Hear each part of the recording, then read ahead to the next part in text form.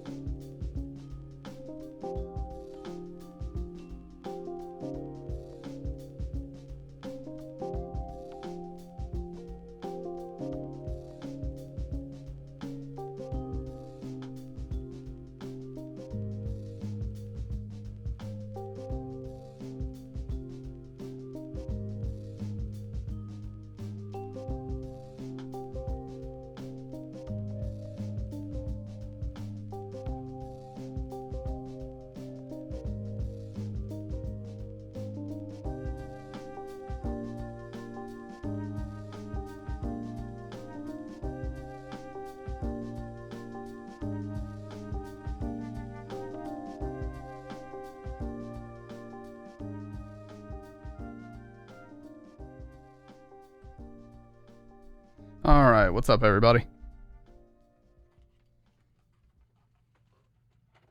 We are absolutely chilling out here. And Dave, Junkyard, sick. I hope to get more of those sub badges set up and ready to go soon. Oh, nice. 7 watch streak. The channel points are absolutely being accumulated right now.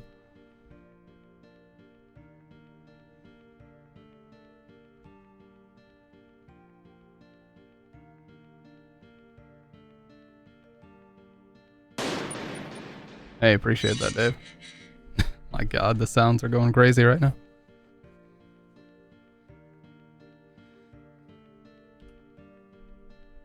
The sound's going absolutely ham.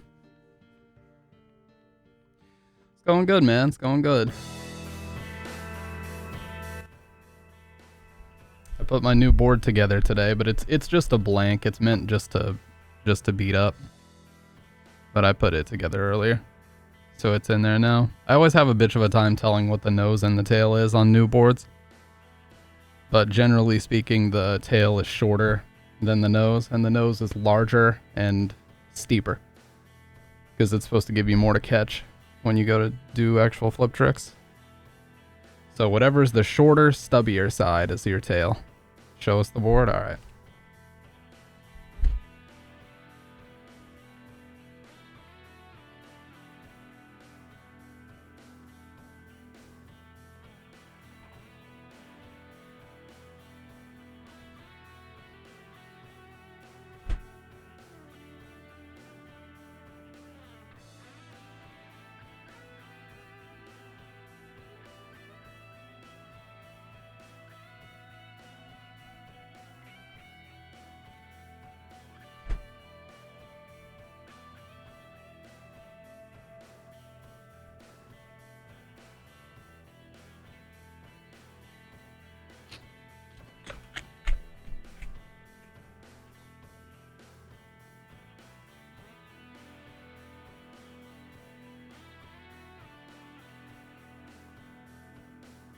Just a blank.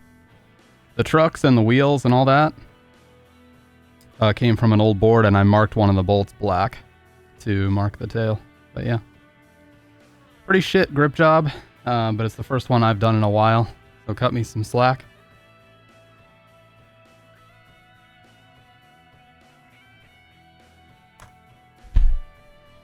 Either way, I also think that this one is like a smaller wheelbase. Now, I haven't ridden this one at all yet. These wheels and these trucks and these bushings and bearings and all this stuff, this came from a board that I was already using, but it was like trashed. So I just threw them on here for now. And my main black board is still fine. It's the Ace one that I've shown a few times. Why does it got glitter? It's white bolts and super abrasive grip tape. So that's hence the glitter. But yeah, pretty clean.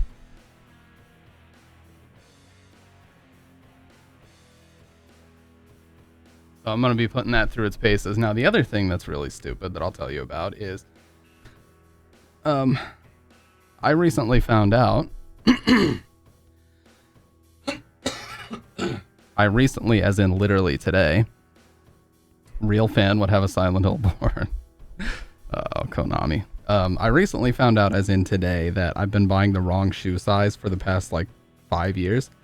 For whatever reason, I don't even know how or why this happened. I was convinced that I needed a size 13 shoe, and it turns out I didn't. I measured my shit today with an actual tape measure, and it turns out my size is 11.5 or 12 at the absolute most. So, my shoe size has been fucked up for years.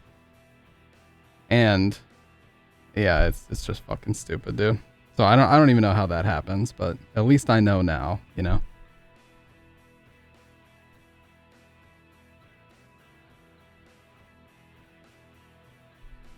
Yeah, I don't know why I was convinced that I needed that, but looking at the size guide for most everything else, 11.5 is my ideal size.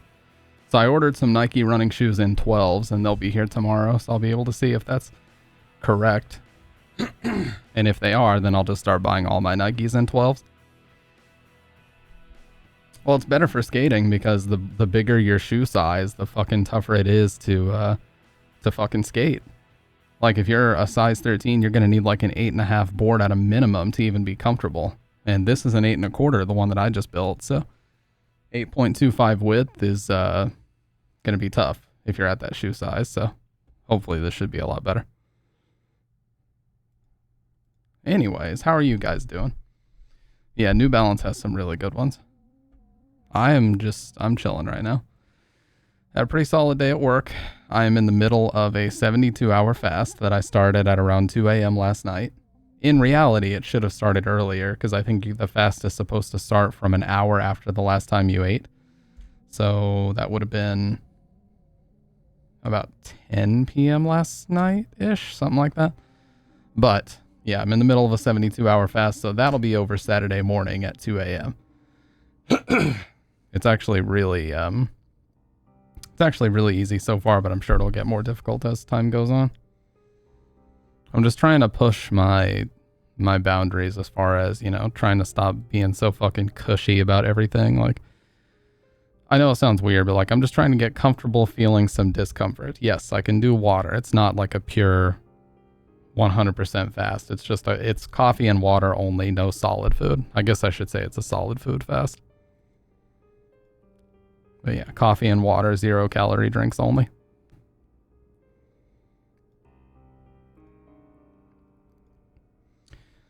Did a lot of cleaning yesterday. Management found out about me quitting because one of them was asking about my vacation because I think they wanted me to not take some of it. They know I'm... Oh, I didn't even realize you were quitting. Is that because you're going back to school? I think you... No, you did mention that. Yeah, that's me being dumb. Yeah, you mentioned going back to school. Yeah. You said that one of the last couple times you were in here. I just don't think I paid attention for some reason.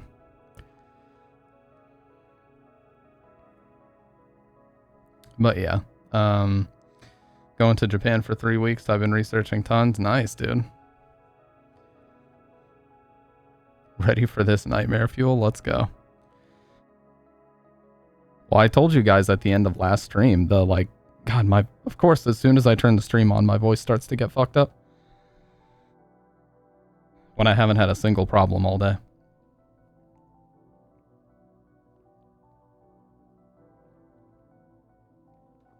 Yeah, I told you guys last stream we were going to start out with like the disturbing recordings left. One of the last things that people say, you know, that type of thing. Before they disappear, all that stuff.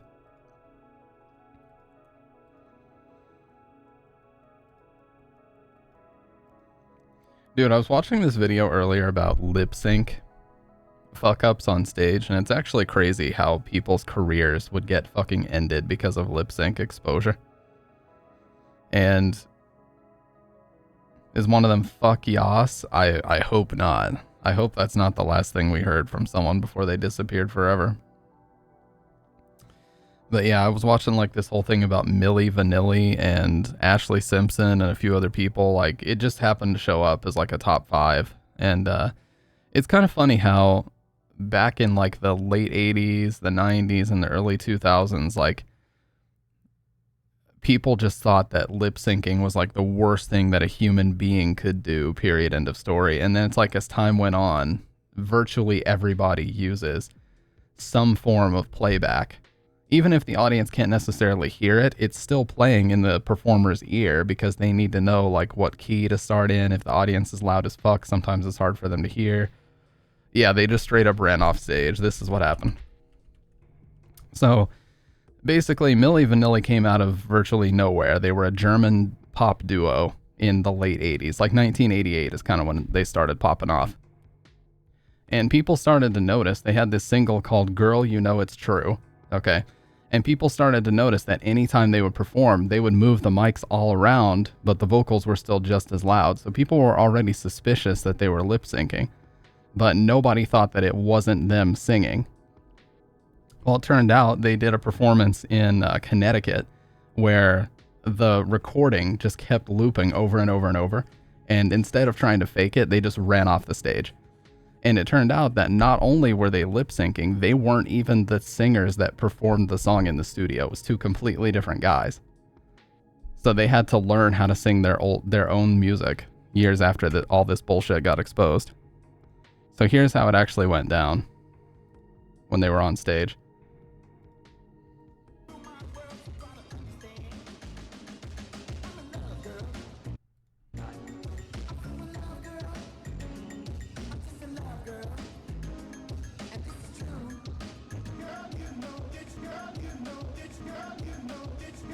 See, they couldn't even try to fake it, and they just run away. So that part just kept looping infinitely. They got completely exposed as lip syncers, and they just ran away.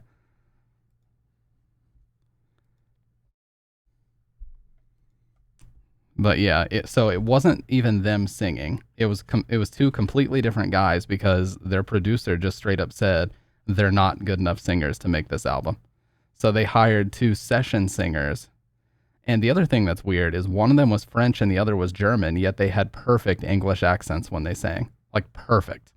absolutely flawless. And there's like spoken word rapping in the song too. So it's not like, I know some foreign people can sing English music just fine, but there was spoken word in there with no accents. Like people weren't suspicious of that already. They must have been. And then the other one that I talked about was the whole Ashley Simpson thing, which, so she went on SNL in 2004, and basically, they have a very strict policy of no ad-libbing, no lip-syncing. They want all the music to be live. It's part of their policy, So I don't even know what the fuck actually is going on. There's like a million and one excuses. In one version of her story, she says that she had like severe acid reflux and lost her voice that day. In another, she said that something popped in her throat and she had no voice. Should have said no to the whole performance. But anyway, what happened was she ended up saying yes, and they decided to just use backing tracks and have her lip sync. Well, it got exposed because somebody accidentally replayed the first song when they were supposed to be playing the second song. So you hear the vocals for the first song playing when they're supposed to be playing the second one, and the mic is nowhere near her mouth, so she got straight up exposed. Yeah, so those are the vocals for the first song. They're not even supposed to come in yet. And she just looks around and decides the best course of action is just... But she showed up at the end and was like, sorry, my band started playing the wrong song. And then she tries to make a joke out of it by saying, I thought the best thing to do was to do a hoedown. And then they make the audience laugh. It's like, oh my God, dude. I get that fuck-ups happen, but like if your voice was literally that gone, just tell them no. Like they could have gotten a different musical guest, Yeah,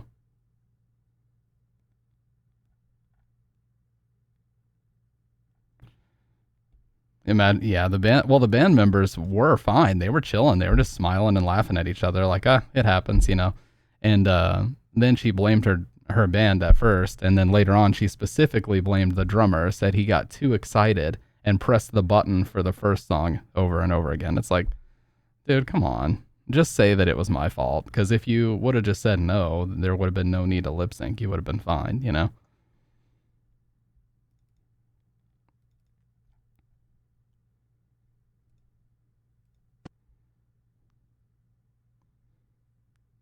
Yeah, this is what she said at the end. Because the only way you can see that part is like news clip. God.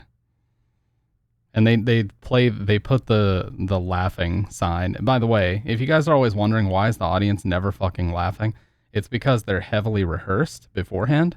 The audience is there to laugh when they're told to laugh, because if they don't laugh, they're worried that people at home may not think that what they're hearing is funny. So they press a button that literally says laughter or applause, and the audience must comply or they get kicked out.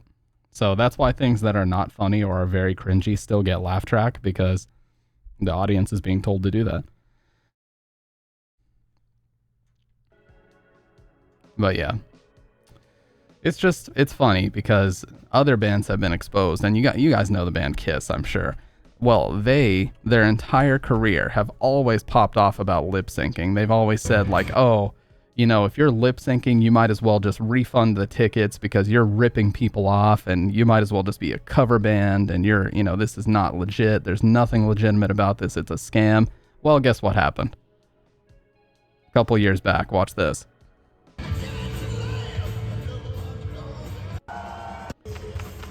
So this is Paul Stanley, their singer. Look how far away he is from the mic when the backing track starts playing.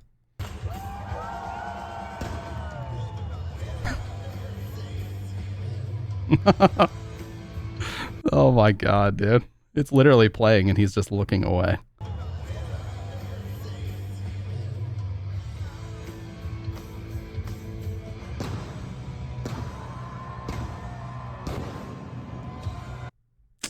Well, hypocrisy, but who cares? Ultimately, they were like in their 70s, dude. But yeah, they spent their entire career talking about how lip syncing is a ripoff, only to end up doing it on their final tour. Gotta love it. But yeah, back in the day, it seemed to be a much bigger deal. Like, the whole Ashley Simpson thing was parodied endlessly. Like they parodied that shit on like Family Guy and Mad TV and everywhere. Like it was all over the fucking place. I feel like it wouldn't have been nearly as big of a deal nowadays. Because the reality is, like I said, everybody uses backing tracks when they play live now. Everybody. Even if the audience can't hear it, they have in-ear monitors that are playing the tracks. That way everybody can stay on time, and there's like click tracks that they're listening to make sure nobody gets out of sync. Yeah, it is crazy. Yeah, I can't believe that the Ashley Simpson thing was 20 years ago, but yeah, that was 2004, but the Milli Vanilli thing was like 1989, I think. But, you know, one of the guys from Milli Vanilli did eventually learn how to sing, and he can now perform that song live, but it's like, you know, the damage was done kind of at that point, so it didn't really matter so much.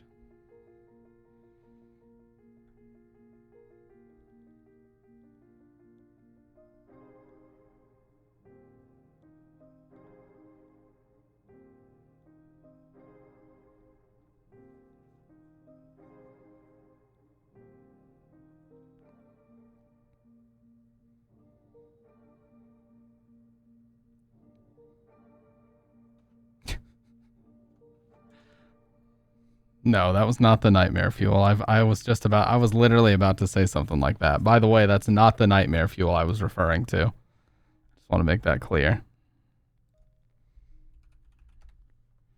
Because somebody would join the stream and be like, what the fuck is this, dude? There's no nightmare fuel here. We could start out with disturbing things from around the internet, volume 14. This is an hour-long video. What do you guys think? Or we could do that last recordings here. I think it was Nick Crowley that did that.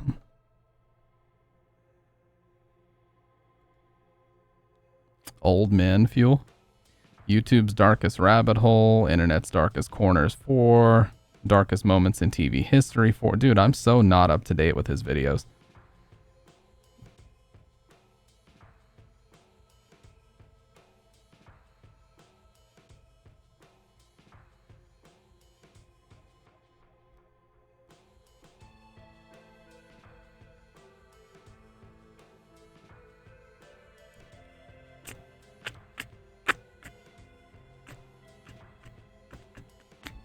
Man, where was the, I might have to go back a little bit in my YouTube history, but I'm pretty sure that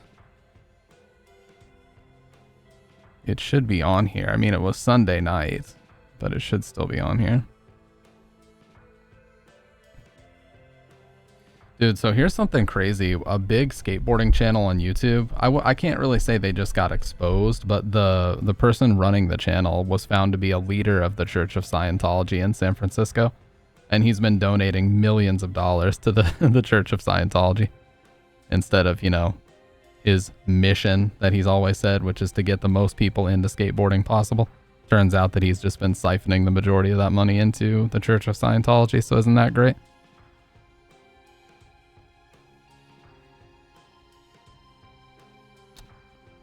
Let's see. This is that bullshit I was watching with Luke P. So this should have been toward the end of that last stream.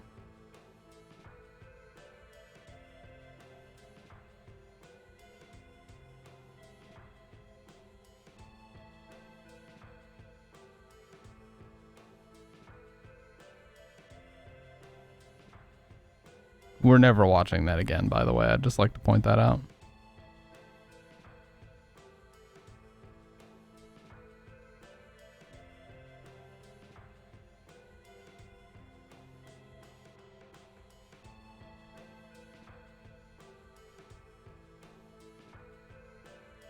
Dude, how? I swear, this is what's so shitty. Oh, there we go. Okay, so I just found the end of the last stream. Because I found the fucking AMVs that we were watching. Okay.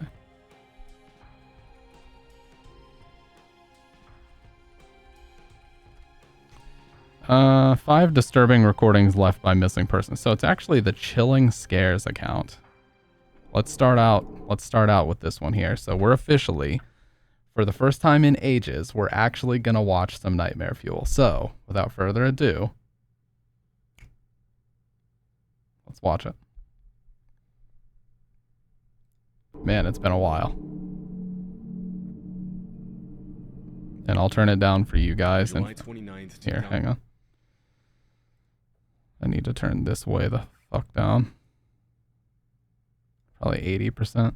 2008, a mother of two named Susan Powell recorded a video where she documented the assets in her home in Utah, just in case, in her own words, something happened to her. This is Hang on, you guys. I just realized I fucked up.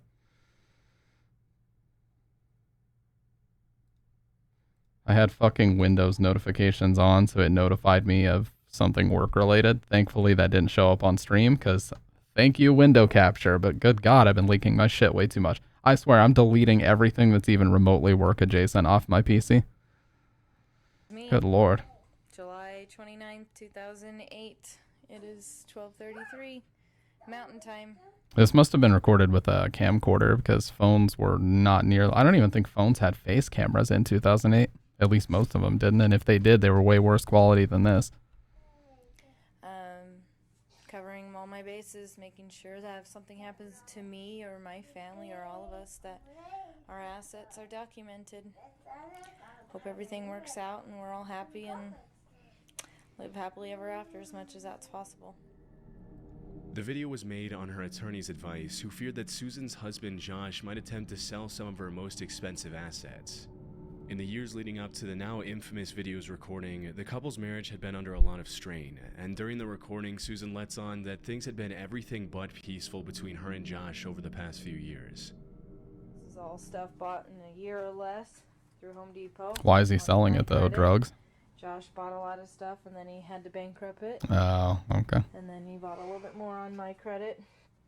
There's a nice lamp. These are things to roll. Dude, I'm sorry to keep pausing this, but there's a special place in hell for people that tank someone else's finances. Like, if you're horrible with finances, tank your own. Fine. But don't, like, ruin somebody else's credit score and bankrupt them in the process. That's the shittiest part about it. Wood with. Just fuck your own finances up and leave them out of it. Whatever those are. Just got in a rage, as you can see, and broke this. There's duds and pearls and opals in there. Broke this and threw all my DVDs and made a mess because he was angry at me about a year or two back. Although Susan had been seeing a divorce attorney to look into the possibility of leaving her husband, they were still living together in 2009, almost a year and a half after the video was recorded. On the morning of December 6th of that year, Susan went to church with her two boys, after which a neighbor... Yeah, you know what? I don't care anymore. For a while, I didn't talk about my brother intentionally, but I will talk about him tonight. He actually tanked my mom's credit because he took out like a $10,000 loan from the university he attended, and he just didn't pay any of it back whatsoever, and she co-signed on that loan, so he fucked her credit up big time. And she's still dealing with that to this day, and that was like 5 years ago. So yeah. Seriously, fucking somebody else's finances up is such a horrible thing to do. Like, if you get a cosigner, just have some fucking responsibility and don't default on a loan. I think it dropped her credit score almost 200 points because of all those missed payments and all the shit that he had defaulted on. So she's had to slowly, painfully build that back up over the years. And she was in her mid-40s when that happened. I mean, so yeah, like I'm just, you know, I'm at the point, I don't have any, listen, I don't have any animosity towards my brother. I just don't know him anymore. So I really don't care about like protecting his, you know, I don't know what it is. I don't even know why. I just never talked about stuff like that before, but that just reminded me of why I feel the way I do about it is because he's done that shit. You're supposed to commit crimes to push your family ahead before you go missing, not to drag your family down. Yeah. Well, that's just one of the things that he's done. I won't get into the rest, but that's what's relevant to this story here. Went to visit her, leaving her house at about 5 p.m. That night, Josh allegedly took the couple's two boys, Charlie and Braden Powell, on a camping trip in the middle of the night in blizzard conditions to a campsite on the Pony Express Trail. According to Josh, Susan stayed home because she was tired. The story goes that the next day, Susan's family and friends reported her missing when her 2 boys weren't dropped off at daycare. When Josh came back from the supposed camping trip with his sons, he said that when he had left the previous evening, his wife had been sleeping peacefully at home and that he had no idea what could have happened to her. Of course. After searching the couple's house in Utah, police found no signs of foul play, but things continued to get stranger as the Oh my god. Holy shit.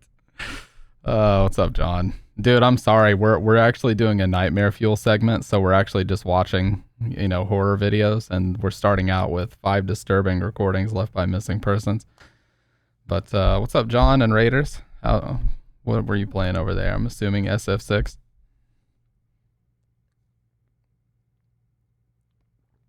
Oh yeah, I also built a new board today. A nice, pearly, clean blank. Check this bitch out. 241. Yeah, I knew it was going to do that. This is just going to be a cruiser setup. I've got some Thunder 149s on this. It's an 8.25 deck. Some Bones hardware. Painted black bolt to mark the tail. But that's it, dude. Rick to Cloud, FKD Swiss gold bearings. And we're chilling out here. So I missed John streaming in complete darkness because of the heat. What do you mean because of the heat? He didn't want to stream his face cam because he was like drenched in sweat or something? Your AC busted?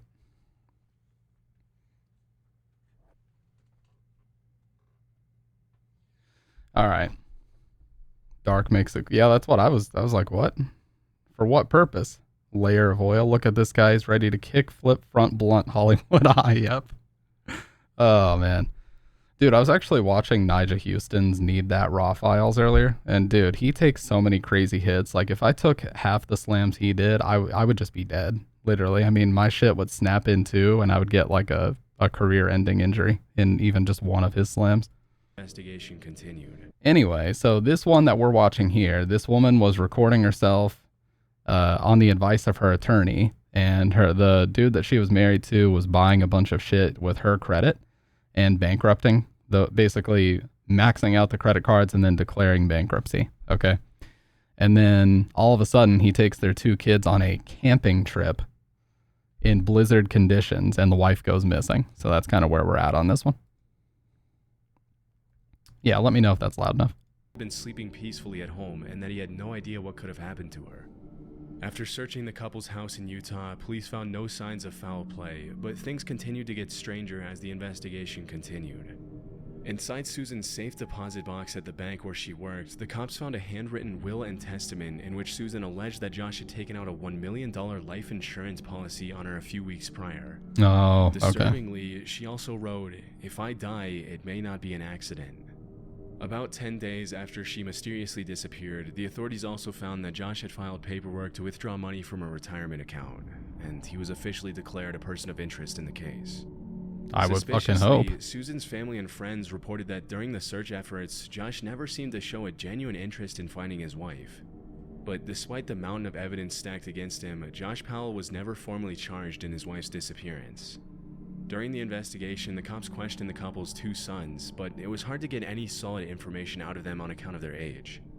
Even though they mentioned that Josh had taken Susan with them on their camping trip on the night of the disappearance, they also made outlandish claims, including allegations that they had arrived at the campsite by airplane.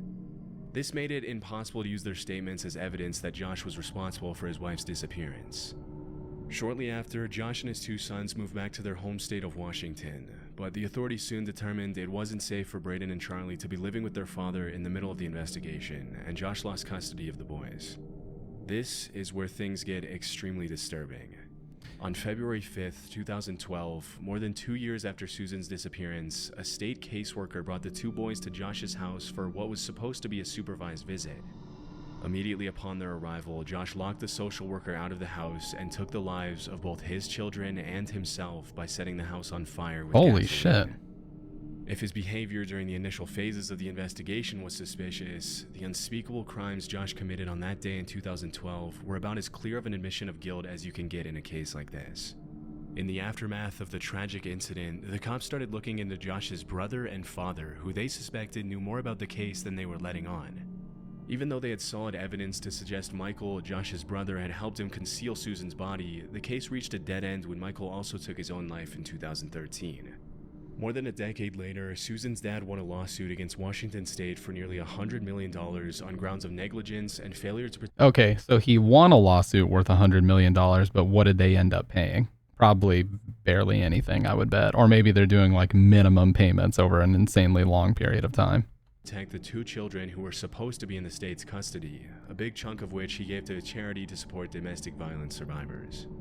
Almost 15 years after her disappearance and murder of her 2 children, people still gather in Susan's hometown of Puyallup, Washington every year to pay their respects and honor her memory.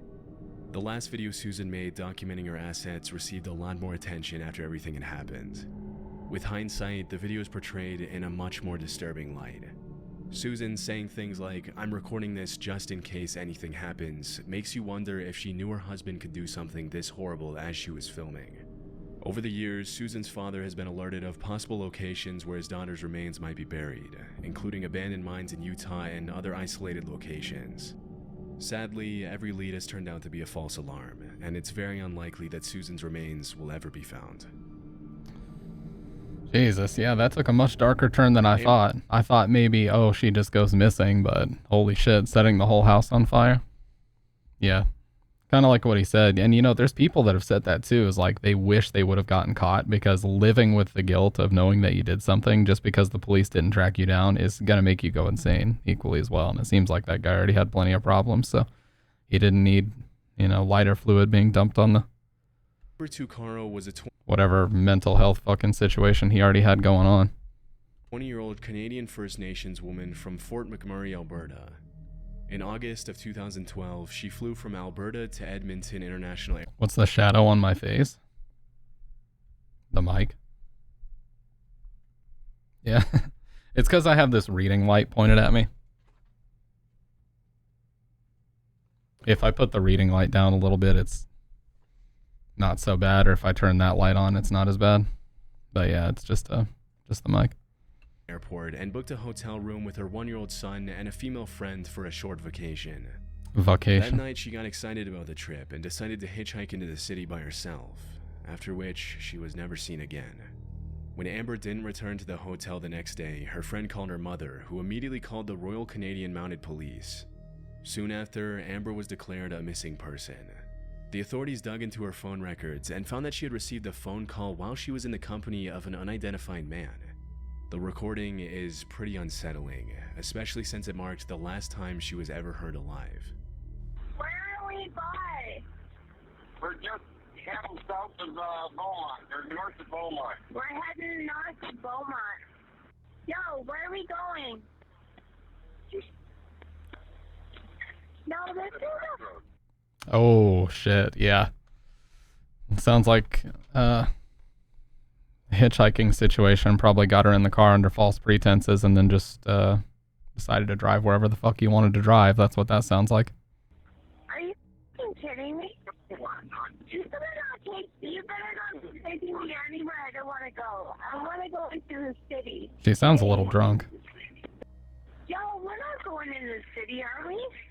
No, we're not. Yes. Then where are these roads going to? 50th Street. 50th Street. Are you sure? Absolutely. Yo, where are we going? 50th Street. 50th Street? 50th Street. East, right? East. Over town. Gravel. Gravel in the city? Yeah, I fucking doubt it. In the recording, a male driver can be heard reassuring Amber that they're heading where she wants to go, but she doesn't seem to be buying the story and is obviously pretty distressed. On August 28th, the cops released I don't think so. I think that actually started way before this, if I remember right, but I'm not 100% sure. the phone conversation, but they didn't officially start investigating the disappearance until well after a month after Amber was reported missing. Sadly, when Amber's mother pressured the cops to do something and help her find her daughter, they dismissed her and told her that Amber was probably just out partying and would turn up soon. Tragically, on September 1st, 2012, just 4 days after the audio from the eerie conversation was released, the remains of Amber's body were found on a rural property near Leduc County by a group of horseback riders. One of the most frustrating aspects of this case is how unprofessionally the disappearance was handled by the Canadian police. After just 1 month of searching, Amber was taken off missing persons list based on a series of suspicious, unconfirmed, and anonymous sightings in Edmonton, and it took her mother an entire month to get her back on the list. By the time she was put back on the list by the negligent cops who made the unforgivable mistake, her property, which could have been used as evidence, had already been accidentally destroyed after it was recovered from her hotel. Over the years, a few women have come forward claiming to know the identity of the man in the recording, with all of them accusing the same man. The authorities say they've looked into him, but he wasn't declared a person of interest. A few years ago, another man came forward and claimed that the man in the recording was his father, an American citizen with no legal standing in Canada who had been living on a ranch in the greater Edmonton area. If the man's testimony is to be believed, his father is also responsible for several other mysterious disappearances and deaths that have taken place in the area over the last few years. One of the most disturbing aspects in the recording is the audible dishonesty in the man's voice, which is pretty much clear as day when Amber asks if he's sure they're going into the city, and he responds with an extremely fake absolutely. It's also— Yeah, I mean, gravel road going into a city? Fucking where? Even in Canada, where would that ever happen? That barely even happens in the South. In a city. Like Atlanta, Georgia, with gravel roads? Yeah, no. pretty messed up how the cops handled the case from start to finish, and many people suspect the cause of the unprofessional management of the case was just straight up racism against the indigenous woman. Yeah. Hopefully we'll someday have an explanation for what happened that night to Amber Tuccaro, but for now the case remains a pretty disturbing mystery. In late 2014, a YouTuber named Kenny Veach commented under the username SnakeBitMcGee on a video titled Area 51 Technician's Son Discloses Secret Alternative Energy. The comment read, "That ain't nothing. I am a long-distance hiker.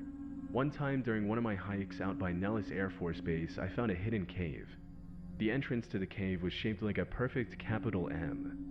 I always enter every cave I find, but as I began to enter this particular cave, my whole body began to vibrate.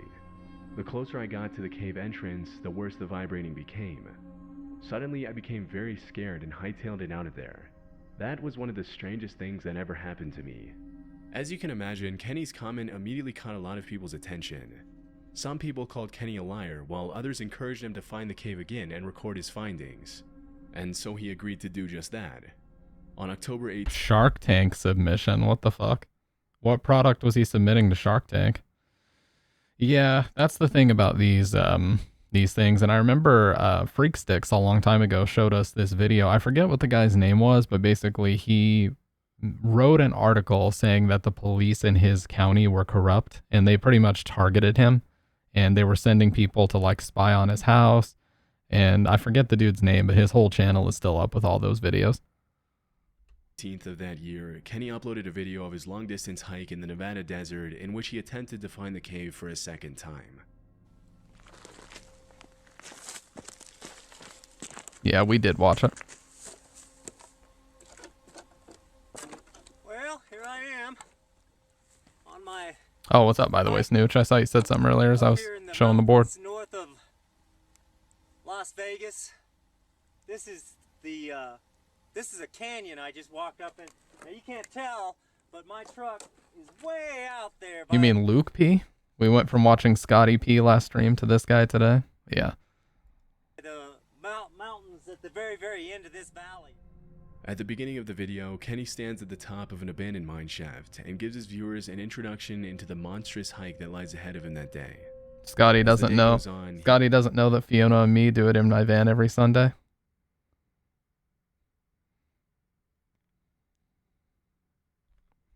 Sorry. He continues to record what he sees as he travels through the Mojave Desert trying to locate... You thought I didn't know? There's some interesting stuff coming up here. Look, see those? Look at that. Kind of. Right? I'm old, John. I know that. All right, I'm going to turn it off and then I'll turn it back on here. Look at that. That's pretty cool right there. Huh. All right, off with the camera. That was the end of the video Kenny posted. Because he failed to find the cave the second time through, a lot of his viewers criticized him pretty brutally, calling him a fraud and pressuring him into trying to find the cave for a third time. In a sea of comments provoking Kenny, a user named Lemmy Kilmister made a particularly disturbing and ominous comment that read, "No, do not go back there. If you find that cave entrance, don't go in. You won't get out." Still, on November 10th of that year, Kenny told his family he was going on an overnight hiking trip. The fuck?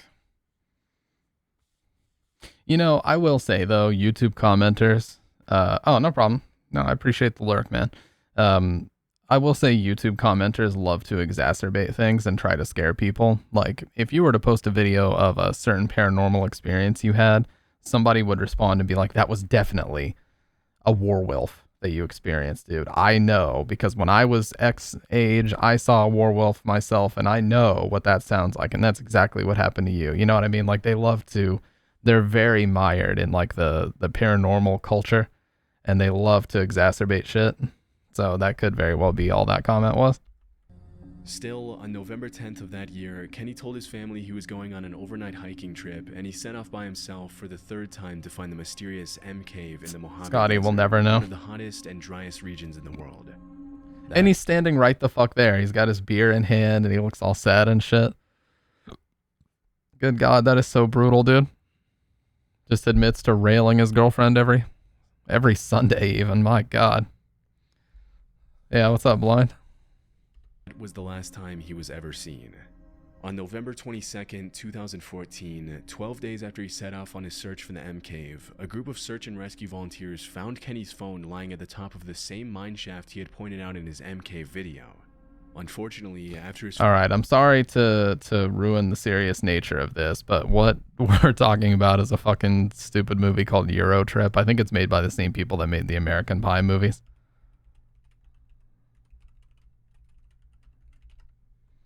...2004, damn. Yeah, the band Lustra did the song, but Matt Damon is like lip syncing in the movie. Hey, listen up, everybody. So this is Scotty, and he's dating a girl named Fiona, who is played by the same girl that played Lana Lang in Smallville. A little special thing I'd like to do tonight. And play a little song for you about the nastiest, freakiest little sex puppet I know, Fiona. His girlfriend, by the way.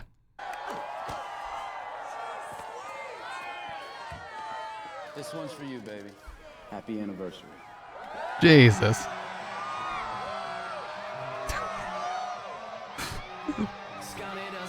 Yeah, Kristen Crook.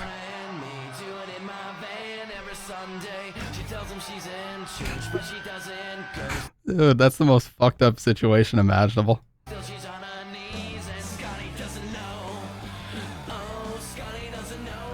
Everybody's just fucking partying to the fact that this guy's oblivious that his girlfriend's getting railed in a van every Sunday night. Holy shit. They just keep piling it on. All things I like this comment. All things considered, I think Scotty took the news pretty well. Matt Damon needs to win a Lifetime Achievement Award for Best Surprise Cameo. Scotty's face when he said I did it on her birthday is priceless. That is fucked up, dude. And he'll never know, because he just walks off all sad and shit. Phone was located, anyways, cold, and Kenny's body was never found. After the mysterious disappearance, people started coming up with all sorts of theories to explain what could have happened to Kenny, with most people claiming that he had either fallen down the abandoned mine shaft or died of overexposure. That's like some There Will Be Blood shit. Outlandish theories reported that Kenny could have witnessed a crime out in the middle of the desert and had to be silenced, or that he found a secret military base and was eliminated by the government. Oh yeah, she did play Chun-Li in one of them. After his disappearance, a comment on the original video made by a woman named Sharon Pilgrim shed light on an entirely new possibility, that Kenny had taken his own life. The comment read, "I am the girlfriend that Kenny spoke of in the video. Kenny has not been found, and..." I'll just read it. I am the girlfriend that Kenny spoke of in the video. There are so many posts. I had no idea until a friend let me know. So many people are wondering what happened and guessing different things. You are heartfelt about the sadness around what has happened with Kenny. He has not been found, and I feel that he probably will not be found for many, many months, if ever. I want to share what I know and feel about what happened, so you might bring some closure and understanding in your own lives. Kenny absolutely loved hiking in the desert. It was his very, very favorite thing to do. We hiked. Okay. On an entirely, body will not be found in an accident. I believe he took his life. He battled with depression for many years and would not take medication or see a doctor. Yeah, fucking completely out of nowhere. Just Matt Damon, who wasn't in the movie for a picosecond. He just shows up out of nowhere to sing the song. That wasn't actually him singing, but yeah, you get the idea. He quit his job a little more than a year before he disappeared. In response to his phone being found at the mine shaft, Sharon then added, "The mine shaft was about a 4-hour hike from his car. It is my feeling that he left it behind so that he could not be tracked from the GPS in it. He also did not take his video camera with him on this solo hike. It was left in his home, so he had no intention of filming anything. I am healing from my loss and look forward to new experiences with desert hiking, camping, and taking beautiful pictures of our desert. Enjoy your adventures of life, and thank you for the kind, loving comments sent my way." Even though the woman's comment seems pretty genuine and brings light to the very real possibility that Kenny took his own life, the case still doesn't have a solid conclusion. Over the years, several other YouTubers have found caves in the same area Kenny was hiking in that almost perfectly resembled the letter M, and recently one of them even had a danger restricted area sign put up next to his entrance. That's interesting. So, even though it's possible that Kenny took his own life in the desert, his disappearance has still left more questions than answers. Yeah, there's a big, like, I've gone through basically all the rabbit holes, dude. There's a big conspiracy community that talks about vibrational energy all the time. And I don't know if it comes from, like, Nikola Tesla and the stuff that he was experimenting on, but there's people that are like, oh, don't take any pharmaceutical medicines because they fuck with your vibrations and, you know, they all force you to run at different vibrations. I don't know. So I guarantee those type of people went absolutely insane over that case, but it's a tragic situation anyway. On September 8, 2015, a man named Tim from Mounds View, Minnesota contacted the police and told them his friend, 32-year-old Henry McCabe, a Liberian immigrant and auditor for the Department of Revenue, had gone missing. As per Tim's testimony, Henry had been at a barbecue hosted by a friend named Emmanuel earlier that day. Matt Damon out of nowhere plays Loki in one of the Thor movies. Yeah, I definitely didn't know that. I'm just saying the best portrayal of Loki ever was Son of the Mask. And had left to go to a nightclub at around 11 p.m. After following up with the two acquaintances who had been with Henry at the club on the night of the disappearance, the cops realized they had a pretty complicated case on their hands. According to the two friends who had been with Henry at the C'est La Vie nightclub in Spring Lake that night, Henry had been drinking pretty heavily, and upon leaving the club at around 2 a.m., he allegedly asked William, one of the acquaintances he was with, to drop him off at a gas station nearby. After getting dropped off by William, who thought it was strange that Henry rejected his offer to drop him off at his house instead of a random gas station, Henry called his wife a little after 2:20 a.m. According to his wife, Henry sounded pretty delirious on the call, and near the end of the conversation, she called one of Henry's friends to ask him to go get her husband. Even though the friend didn't answer the call, the last 2 minutes of the conversation between Henry and his wife were recorded by the friend's voicemail, and the content of the conversation is pretty disturbing. I think I've heard this one before.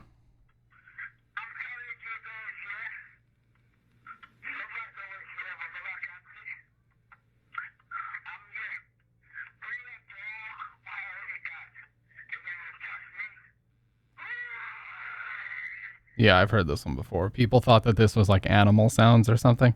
It's either that or somebody struggling.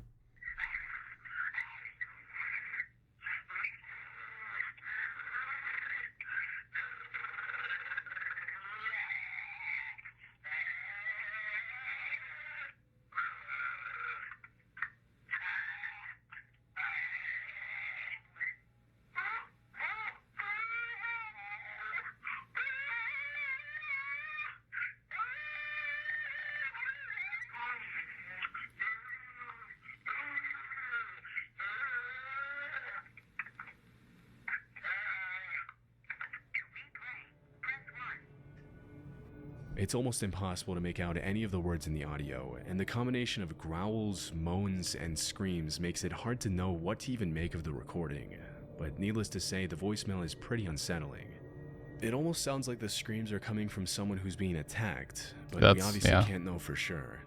That same evening, another acquaintance called Henry and later told police that it sounded as though Henry had gotten into an altercation with someone in the middle of the call. Strangely, even though Corrine McCabe, Henry's wife, mentioned that the sounds her husband was making during the call were extremely out of character for him, who was usually perfectly articulate, she only made a single call to one of Henry's friends to try and get him to pick up her husband, and when she didn't get a response, she went right back to bed. Even more strangely, during her questioning, Corrine repeatedly told the cops that she knew Henry was alive, even though she didn't have the evidence to prove it directly. After this extremely disturbing voicemail was recorded, Henry's phone records show that he called a Texas number that he had called over 20 times that day, but when the cops tried to trace the number, it came up as no longer in service. It's impossible to know if the calls themselves were made by Henry or someone else, but after the unsettling conversation with his wife, phone records show that several calls were made from Henry's phone to that same now disconnected number in the days following his disappearance. As the Probably some type of burner phone, I would imagine. Or burner line, I don't know. investigation went on, things continued to get stranger. Suspiciously, the cops never found footage of William's red car pulling up to the gas station where he had supposedly dropped Henry off, even though they checked the entire night's footage from all angles. William later ended up changing his story and alleged that as soon as he dropped Henry off, he immediately got back in the car and William dropped him off at another gas station a couple of miles away. It was later revealed by a confidential FBI informant that during the searches that took place after the disappearance, Emmanuel, the host of the barbecue, and a group of 3 other men would often stand a few feet away from the rest of the search party and talk suspiciously among themselves. Still, it was never determined if they had anything to do with the disappearance. On October 2nd, almost a month after Henry went missing, a strange anonymous letter was sent to the New Brighton Police Department a few miles from where Henry went missing. The letter read, "Henry McCabe, his body next to water, partially buried. Needs search dog to find. Witness who saw burial scared, female young, asked to come forward. Can remain anonymous and will protect." On November 2nd, the cops found Henry's body in Rush Lake, a few miles from where Henry had supposedly been dropped off on the night of his disappearance. Mysteriously, they didn't find any signs of foul play on his body, even though the anonymous letter suggests he was buried by someone else. Despite the lack of evidence on his body, it's possible that he was either forcibly drowned by a group of assailants, that he took his own life, or that something entirely different took place that night. The only thing we know for sure is that this is an extremely strange case that we'll probably never get a conclusive explanation for. Yeah, unfortunately, there's a lot of instances of that. I was watching Unsolved Mysteries when it came back on Netflix, and there was a lot of situations like that. Like people were partying, or they were at some type of get together, and then some people grouped up and left, and then one person never made it home. And like when there's alcohol involved, and you just never know. That's why you can't fucking trust anybody, dude. In college, I never went to any parties or anything for that reason, because it's like, there's people I don't know here, there's fucking frat and sorority people, and they do fucked up shit all the time, there's alcohol flowing, you never know what people might try. In the summer of 2013, a 26-year-old oil worker from Texas named Brandon Lawson arrived home from work and immediately got into an argument with his long-term girlfriend. Things had been pretty tense between the couple in the days. I'm gonna run to the bathroom really quick, you guys, give me just a second.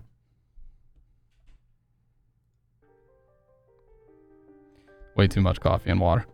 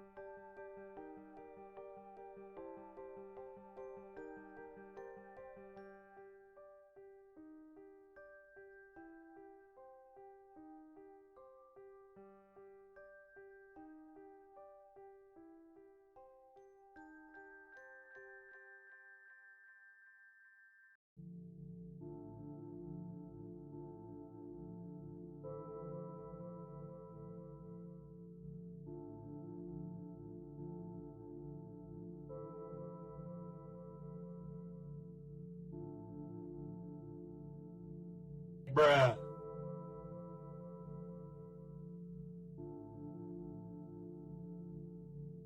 Who just bruhed me? Are you serious right now, dude? Are you freaking serious, Salt? How could you do this? Unbelievable. This town is full of monsters. How can you sit there and eat pizza? It's a valid question.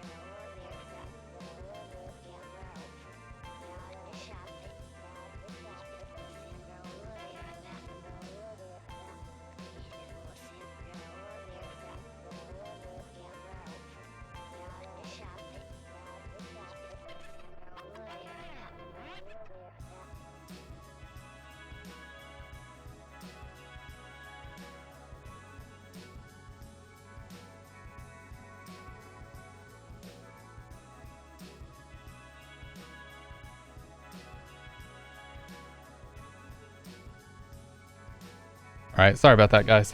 Had some IRL stuff I had to take care of as well.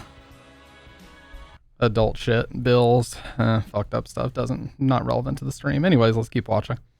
This is a very tragic video so far, man. This shit always, like, you know, horror movies are one thing, but when it's real life shit, that's the real, that is literally the nightmare fuel.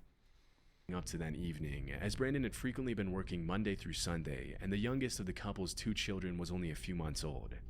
Also, Brandon had recently relapsed into addiction, which further strained their relationship. It's unclear if his girlfriend kicked him out of the house or if he decided to leave after about an hour of arguing, but whatever the case, Brandon got in his silver Ford F-150 and drove away from his home in San Angelo at midnight on August 8th, after which he was never seen again.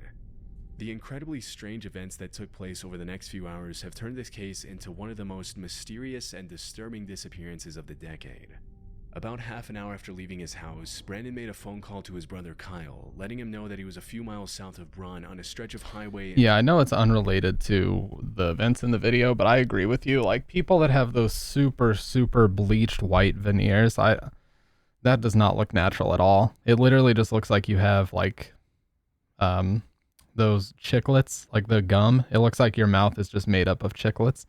It's too white. Like, my teeth aren't the whitest, but they're a natural sort of shade, not like the glowing, bright, bleach white color. Like, it should not be that white. Nobody's teeth should be. In the middle of nowhere, and that he was out of gas. After fetching a gas can from Brandon's house, which was about a mile away from his own, Kyle got into his car and prepared to drive to his brother's location. But things didn't exactly go according to plan for Brandon, and a few minutes later, at around 12:50 a.m., he made this disturbing call to 911. 911 emergency. Yes, I'm in the middle of the field. The Staples just pushed some guys over. Right here going towards Javelin on both sides. The middle of a field. Ran out of gas. There's one car here. Got chasing to the woods. Please hurry. Okay, now run that by me. I'm not talking to him. I actually ran into him. Ah, you ran into him. Okay. Got the first guy. Do you need an ambulance? Yeah, no, I need the cops. Okay. Is anybody hurt? Hello? Hello? Dude, I hate this video playing in the background. A flashlight in the woods at night is like Although it's hard to make worst out case what's going scenario on in the background, many people have alleged that they can hear the sound of gunshots and other people talking in the audio, but it's hard to confirm what exactly was being said and what was even going on during the call. 8 minutes after Brandon's 911 call, another driver called the cops to inform that a silver F-150 had been parked pretty dangerously on the highway, with the back of the truck sticking out into the other lane. Following his call to 911, Brandon continued to contact his brother Kyle by phone, and they exchanged a series of strange phone calls. Even though these next calls weren't recorded, according to Kyle, Brandon sounded extremely paranoid, repeatedly claiming that he was being chased out of town by the Mexicans in the neighborhood. When Kyle asked him if he had been using drugs again, Brandon immediately denied it. At around 1:10 a.m., Kyle arrived at the location where the truck was parked, but Brandon was nowhere to be seen. A few minutes after his brother's arrival, Brandon once again called Kyle and made a series of disturbing statements, claiming that he could see Kyle and the officer that had just arrived at the scene, that he was bleeding, and that they needed to hurry. Disturbingly, he was nowhere in sight. For the next few minutes, Kyle continued to try to get in touch with Brandon, but all his calls went straight to voicemail. After failing to find him that night, the cops launched an official search for Brandon, complete with helicopters, thermal cameras, dogs, and a massive search party. Unfortunately, Brandon was nowhere to be found. It was later revealed that Brandon had cashed out his 401k on the night of his disappearance, suggesting he might have vanished on his own accord. However, due to his distressed phone calls to 911 and his brother, it's also possible that Brandon fell victim to some sort of cartel activity, or that someone he ran into on the road attacked him. In February 2022, a small search party consisting of family members and friends found a pair of shoes and clothing that matched the description of what Brandon was wearing on the night of his disappearance. And after searching the area, the cops found human remains near the location of the shoes and clothing. Even though the remains were sent to be tested more than 2 years ago, there still hasn't been a definitive answer for whether they belong to Brandon or what could have happened to him that night. Hopefully, with time, more conclusive answers will surface to give Brandon's family a sense of much-needed closure. Until then, this will probably remain as one of the most disturbing missing persons cases from... Yeah, I don't know. That's a tough one. Yeah, that's a tough one because it sounded like fairly innocent. You know, maybe he tapped into somebody's car or something. He said I hit the first guy, assuming he either means he bumped into him, you know, car to car or a slight rear end or something. Tried talking to him, and then he ended up getting chased into the woods somehow, and was trying to tell them like these guys are chasing me into the woods, but he's trying to say it quietly. Thought he meant he ran him into the woods. No, he said he hit the first guy. And then the dispatcher was like, oh, you hit him? And he's like, yeah, just the first one. So I don't know if he means like he hit them with his car or his truck, or he punched him, or maybe they got into a disagreement or something. But yeah, I don't know, man. That is a very, very weird one for sure. Oh, man. Well, there's a reason why I don't do these segments very much, because when it's real life stuff, it does get to me a little bit, I'll be honest. But you know what? We had ourselves over an hour of actual nightmare fuel. So, yeah. It's fucked up, man. And, you know, every one of those was fucked up. But, you know, imagine like you're just chilling at home and you're, you know, significant other, whoever it happens to be, they're just, you know, out partying, having a good time, and then you just wake up and it's like, oh, wait, they didn't make it home. Like, I would be, dude, I'd be calling a million different places, like calling where they were, where I last knew that they were, calling their parents, calling anybody's house that's even in the vicinity of where we live, you know, to see where they're at. Like, so I can only imagine how fucked up that must feel to have that happen, you know? Very, very fucked up.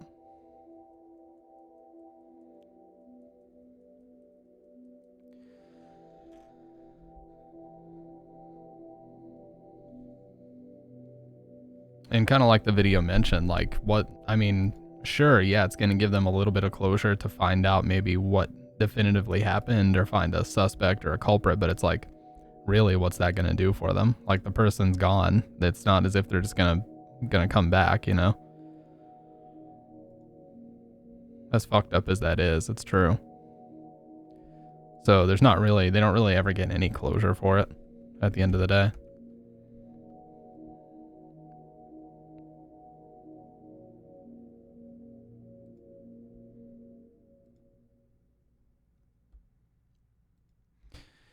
I don't know, man. But yeah, real life stuff like that is the tough stuff to watch. I'm very desensitized to anything fictional if it comes to movies or games or whatever the fuck. I'm very desensitized to all that after all these years. But yeah, when it's 911 calls and real shit, that's when it's like, that's the actual nightmare fuel for real.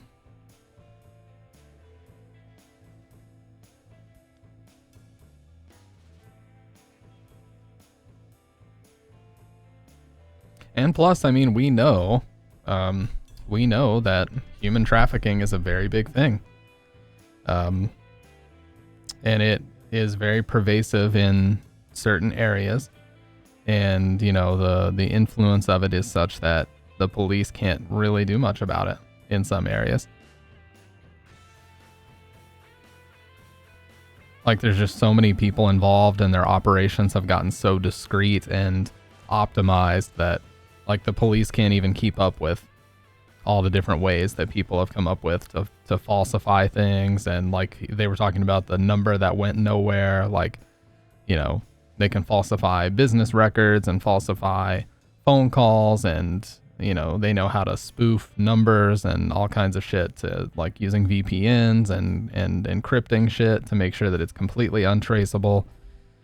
You know, it's like the power creep thing. Like, the police get the police have a cybersecurity division, and then the hackers step up their game, and then the police step up their game, and then the hackers step up their game. Like, it's just a never ending one up going on. So many that are paid off not to say anything. I mean, that I'm sure too. Yeah, that I'm sure too. Money is the root of all evil. Money talks. And I'm sure that, you know, if a police officer was slipped, you know, a quick 50 grand or something, they probably wouldn't say much about it. Not saying every police officer would take that money, but, You know, I'm sure there's some people out there that if they saw a large sum of money being waved in front of them, or maybe it would scare them to be like, who am I messing with that has this much money to pay me off, you know? Maybe they don't want to put their own family at risk, and you know, it's tough to blame them for that, you know? That is a tough fucking line to walk for sure. Like if somebody came up to you and said, you know, I'm going to pay you this insane amount of money to shut up about this, I would be, it's like, who are you going to go to? The police? You are law enforcement, you know? Are they even going to be able to offer you enough protection to find out who it is that has that type of money? I mean, it's a very scary situation to envision.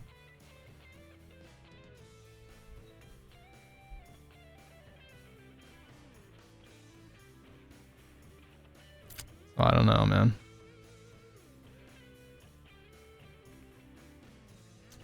It's crazy. It's a fucked up world we live in, guys. Out of fuel. I got maybe one more video in me, but that one's just got me feeling really weird, man. It's so fucked up. And it's just, you know, the disregard for people's families and shit. Like the police just consistently decide, you know what, it's in our best interest not to look for this person right now. Why? You know, isn't it common knowledge that the first 48 hours is by far the most important? So it's like, why would you not? I just don't get it.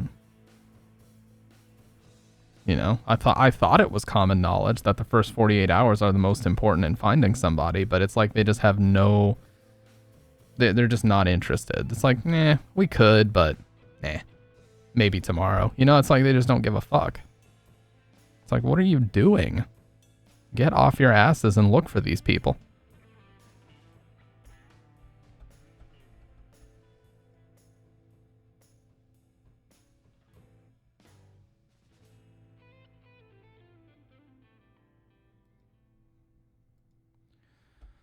But I don't know. Like Salt said, you know, there could very well be a lot of corruption going on that we're not aware of. You know, there is a. I'm not trying to just make everything about American Psycho because I've been reading the book, but the reality is money can buy a lot of things. You know, money can buy protection for illegal activities, as we all know. I mean, the history of like organized crime proves that. Cartel activity, like it mentioned in that video, you never know. So, who you may be involved with before it's too late. So, I don't know, man. Videos like that just make me not trust anybody. That's why I'm like, I'm glad I'm just fucking sitting here. It's just me and Bridget. Like, I have maybe people that I can count on one hand that are not my immediate family that I'm cool with, and that's about it. I'm not about to, you know, go any further than that. Because at the end of the day, unless you've lived with the person or known them for 5+ years, you don't really know people. And you don't know what they're capable of, you know? And shit, look at that first lady. She was married to her husband for how many fucking years before he did this? They had 2 kids. So at least a couple years. I mean, 18 months minimum to have 2 children, yeah. So, yeah, that dude, it seemed like that dude just snapped out of nowhere. Maybe because of financial reasons. Because remember, he did the life insurance claim. Maybe he was one of those people. Because here's the way it happens. Like, here's the way it happens is like, you know, those people who you're not cool. No, it's different. Like with chat, it's not a close, you guys are in my life. Like there's a lot of things about my life that I don't share here for obvious reasons because A, it's not relevant to my content, and B, it's not that interesting anyway.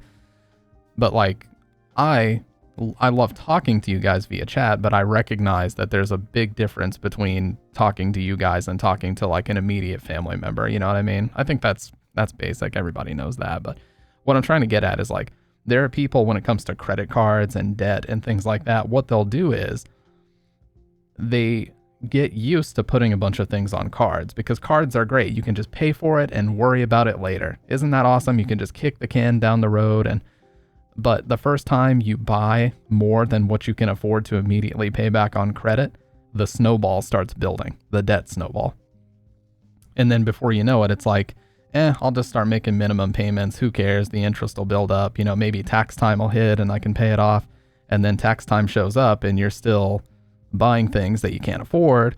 And then all of a sudden you're buried in credit card debt, and you have to use your cards because that's the only way that you can afford to buy things now. So it just keeps building and building and building. Yeah. And that's where people get, like, they're so used to this lifestyle where they can spend X amount of money per month and they don't want to budget, that they just start relying on cards. And eventually you get to the point where you just got to file for bankruptcy. You can't keep the spending going forever. Like, the companies will eventually cut you the fuck off. And because of, oh yeah, it's super easy to spend non-existent money. Cause like I said, you just kick the can down the road. Oh, I can't really afford to buy these shoes right now, these $100 shoes, but I'll put it on credit. I'll pay it off later. And then when you get the credit card bill, it's like $300 because you forgot, oh shit, yeah, I got gas and groceries a few times on that card too, and like the interest and all that bullshit. I can't afford to pay that right now. I'll just pay like $50. And every month I'll just keep paying the minimum. Meanwhile, the interest is just stacking, and the snowball of debt is just building and building every time you use that card. And eventually it gets to the point where that debt is too much for you to handle. And, you know, you got to file for bankruptcy. And filing for bankruptcy is no joke. You got to get a lawyer, and you've got to get usually a tax attorney involved, someone who can, or a CPA, not a tax attorney, a CPA, typically a personal accountant who can sit down with you and go like line item by line item, proving that you need debt relief. So the burden of proof is on you to show that I can't afford necessities in life and I need to be granted debt relief in the form of Chapter 7 or whatever the fuck bankruptcy. I don't know what chapter it would be, but it sounds like that guy had filed for bankruptcy twice. And when you do that in the US, your credit is basically ruined for 7 straight years because it says this person is so irresponsible with credit cards that they can't be trusted with any type of loan. They can't be trusted with an auto loan. They certainly can't be trusted with a mortgage, and they cannot be trusted with a credit card. That's what it tells all the credit bureaus. Do not give this person money under any circumstances because they had to file for bankruptcy. And that stays on your record for a whole ass 7 years. It's no joke. So if you file for that shit, you better be serious.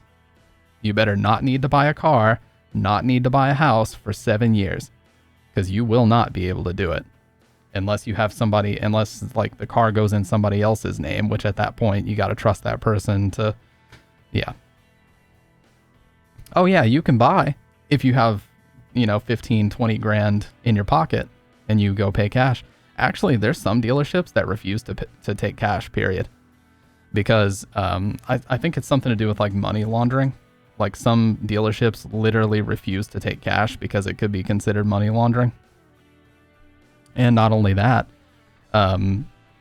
it's actually really difficult. I didn't learn this until way later in life. It's actually really difficult to walk into a bank and just give them a big amount of money to like deposit into your account. Even if you bring like $1,000 and you try to just say, yeah, can I just deposit this? They have to like get the manager and they have to sit there and mull it over, and they have to talk to you, and you got to sign some waivers and paperwork. It's like, dude, just put it in my fucking account.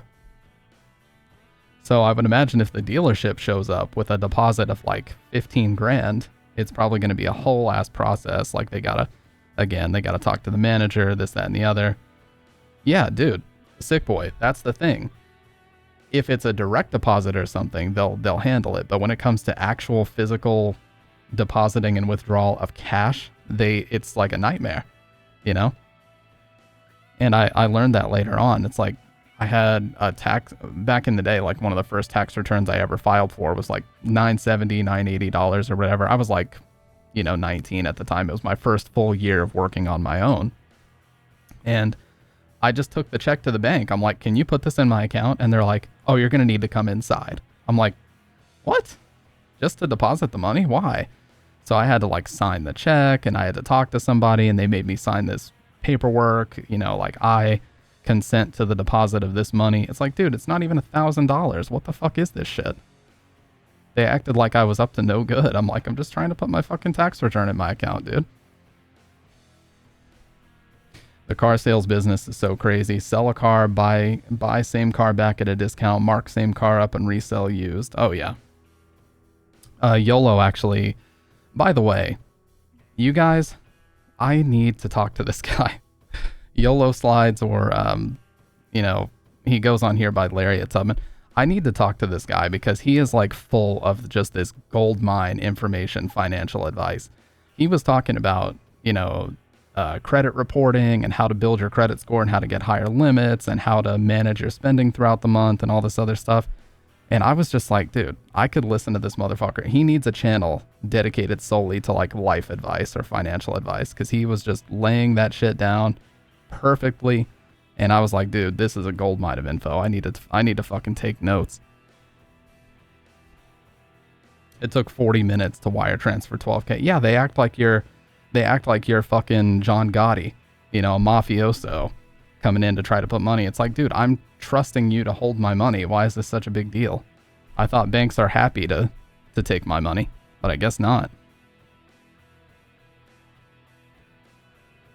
So it begs the question, like, what do millionaires do with their money if they're not putting it in banks? What do they do? Do they just like get it all out as cash and put it in fucking suitcases somewhere? Like, what do they do? Or offshore bank accounts, I'm sure. Probably offshore bank accounts. Yeah, true. Buy gold, investments, and kind of just like let the investments build, spending everything on credit, I would imagine. Yeah, something like that. That's probably more accurate to what's actually going on. It's a good point.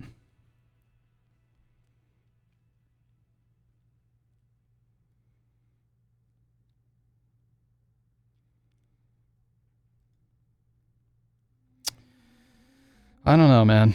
I really don't.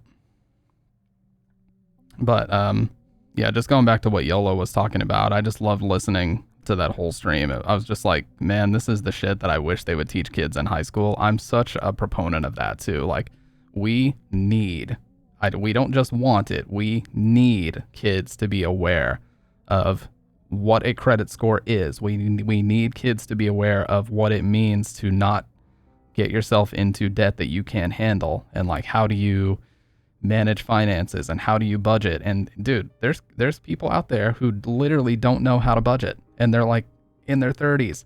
People I know that I went to high school with, I'm like, they're always talking about being broke. I'm like, what's your budget like? And they're like, I don't know, I just buy stuff it's like, dude, you got a budget. Like, you can't just fucking spend money whenever you want to spend money, or you're going to be broke 24/7. I struggled with that when I was like 19 to 23, probably because I lived with my parents mostly, and all my money I was able to just do whatever with because they weren't charging me rent or anything. But once I moved out, it was like either learn to budget or don't fucking eat. I was back in 2019, I was faced a couple times with, do I pay rent or do I buy food?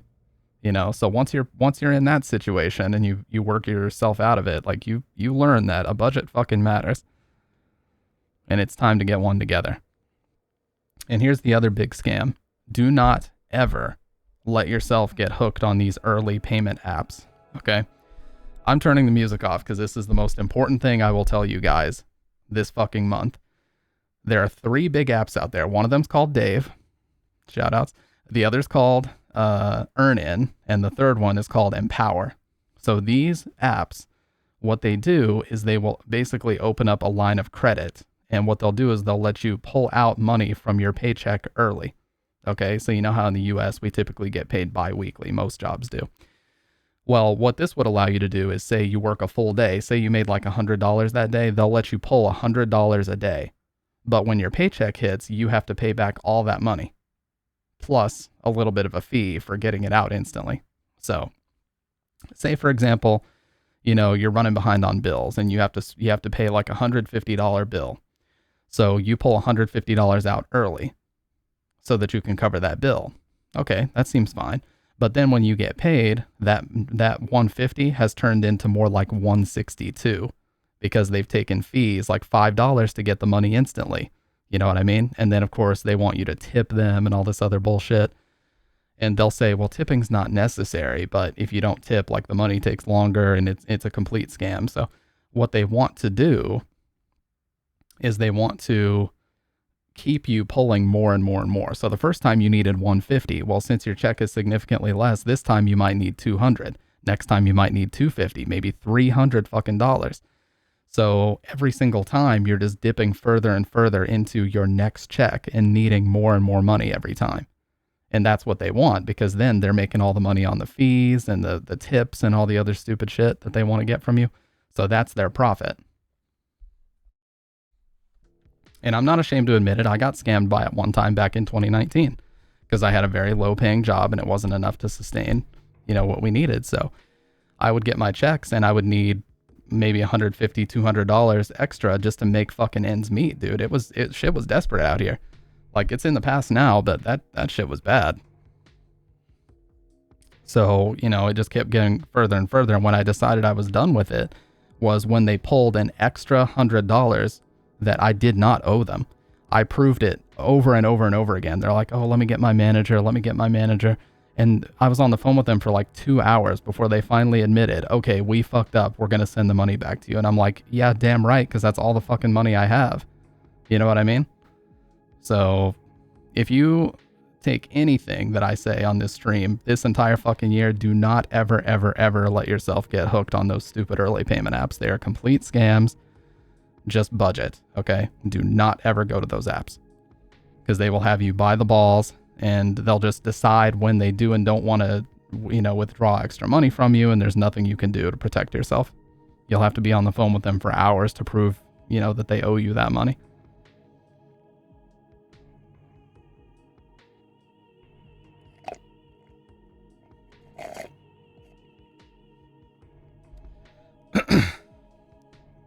Oh, 100% Kendo. Like, the other day, again, I'm just putting it all out there. A few months ago, I got a very passive aggressive message from my brother on Twitch, who basically tried to throw some shade at me by saying something along the lines of, I hope your Twitch career blossoms, just trying to shit on my numbers. It's like, dude, exactly what Kendo just said. No, Twitch is not a side job in the sense of like it's supplementing a whole bunch of other income, but it helps. It's fucking better than nothing. You guys support me and I appreciate that. Like, there's a group of like 20 to 25 people that resub every fucking month, and I appreciate the fuck out of that. No, I do not waste that money. That money goes to improving the quality of the stream and ensuring a better experience for you guys. That's exactly every cent that I've ever gotten from the stream goes into improving the quality. But it's funny when people try to shit on my numbers. Like, dude, no, money is not the main reason why I do this, but it fucking helps. Like I said, it's better than zero. Like, if it was bringing in fucking $50 a month, that would be much better than nothing. That would cover gas or a grocery trip. Why would I bitch about that? Like, that's, again, better than zero. So I don't understand why, he would try to shit on my numbers, but whatever. I don't care about numbers. I've said so many times. We've had this conversation way too many times to have it again, but you get the idea. Yeah, dude, if you're a nickel, that's what my dad always taught me. He's like, dude, $1 is $1. You have absolutely. Yes. Faye Ataraxia has supported a lot. I'm using a controller that Faye literally donated for me to buy. And that controller still works. Like, that went to improving the quality of the streams. Because I can play, PS2 games wired on a PS3, that type of thing. Like, it's all about making a better experience for you guys. And it's more than that too. It's just, I've never lost my enjoyment for streaming.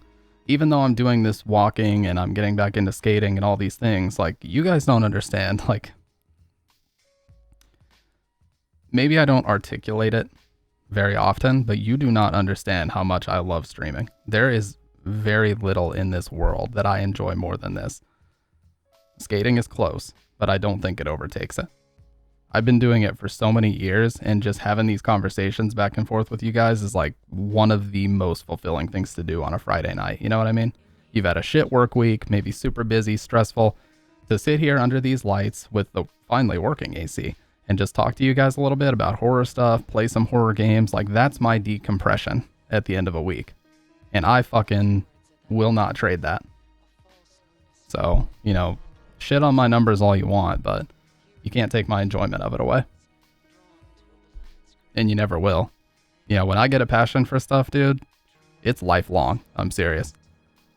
I mean, I still sit here watching other people's streams and just thinking, wow, that's so cool how they have that set up. Like, I still sit here and obsess over the minutia of bit rates and audio quality and all these things because I love the shit out of it. I've never lost that passion for it. It's just like back in 2019, you know. Back in 2019 when I was first getting my equipment together for the current quality you see, you know, I was lost. I didn't know much. I needed to learn. And now 5 years on, I've learned so much that, you know, it's almost to the point where it feels like there's not much left to learn in terms of video and audio. But of course, there's always stuff you can learn. But anyways, you get what I'm trying to say. It's just, it's not about the numbers at all. It's mainly, for me, 95% of it is just seeing the names in chat and talking to you guys about what the fuck is going on. Talking about life, talking about the games that we love. That's all it is, you know? Watching some funny videos, watching some scary videos. That it has become that's become a really important part of my life, man. I'm not going to trade that just because I'm not happy with my fucking numbers. Imagine how petty you'd have to be to do some shit like that. You know, there's people that I've met on Twitch, people like YOLO, people like Gohan, people like Dave, every single person, Kendo, Sick, Salt. Like, I've talked to all you guys outside of the stream, and I would have never met you if it wasn't for this. So, fuck all that, dude. Anybody that's that obsessed with numbers that they would throw that away they got their priorities all fucked up. Like, Salt, you provided the music for one of my YouTube videos. And you were super cool about it. You're just like, yeah, use it. No problem. I credited you. It's a sick song. It fits perfect. You know? Like, that's some shit that not everybody would be cool with. So I'm extremely proud of the community that we built as well. It may be small, but, you know, I'd sit down and have a beer with any of you guys. For real. When we do the watch parties, that shit's fun. And Doc, don't forget about Doc. He may not be here tonight because he might be streaming, but, you know, that is one funny motherfucker, that is. Doc has got me wheeze laughing probably more than anybody else. And Dave. Doc and Dave have probably had me wheeze laughing more than anybody else on Twitch. By the way, I am going to be doing an interview with YOLO soon. He's setting up some studio equipment. He's setting up a new mic and like a whole new stream setup and stuff. And when he's done with that, we're going to do the interview. Yeah, that'll be a fun one because he's a very conversational guy. So I feel like we could talk for probably 2-3 hours. And I would love to actually block that out on a Friday night because he loves to do fucking long as shit streams. Dude, I'll sit on a Discord call with that dude for like 5-6 hours if we're having good conversation and people are enjoying what they're hearing, you know? I'd be down. I have that too, Salt. I have to temper that. I've been practicing really hard lately. And the way that I do it is basically, I think to myself, like, what do I need in the immediate future? And if I really sit down and I struggle to think of anything, then I just let that exit my head. I'm like, well, I don't need this right now. Like, I can get 2 weeks without buying this. Or,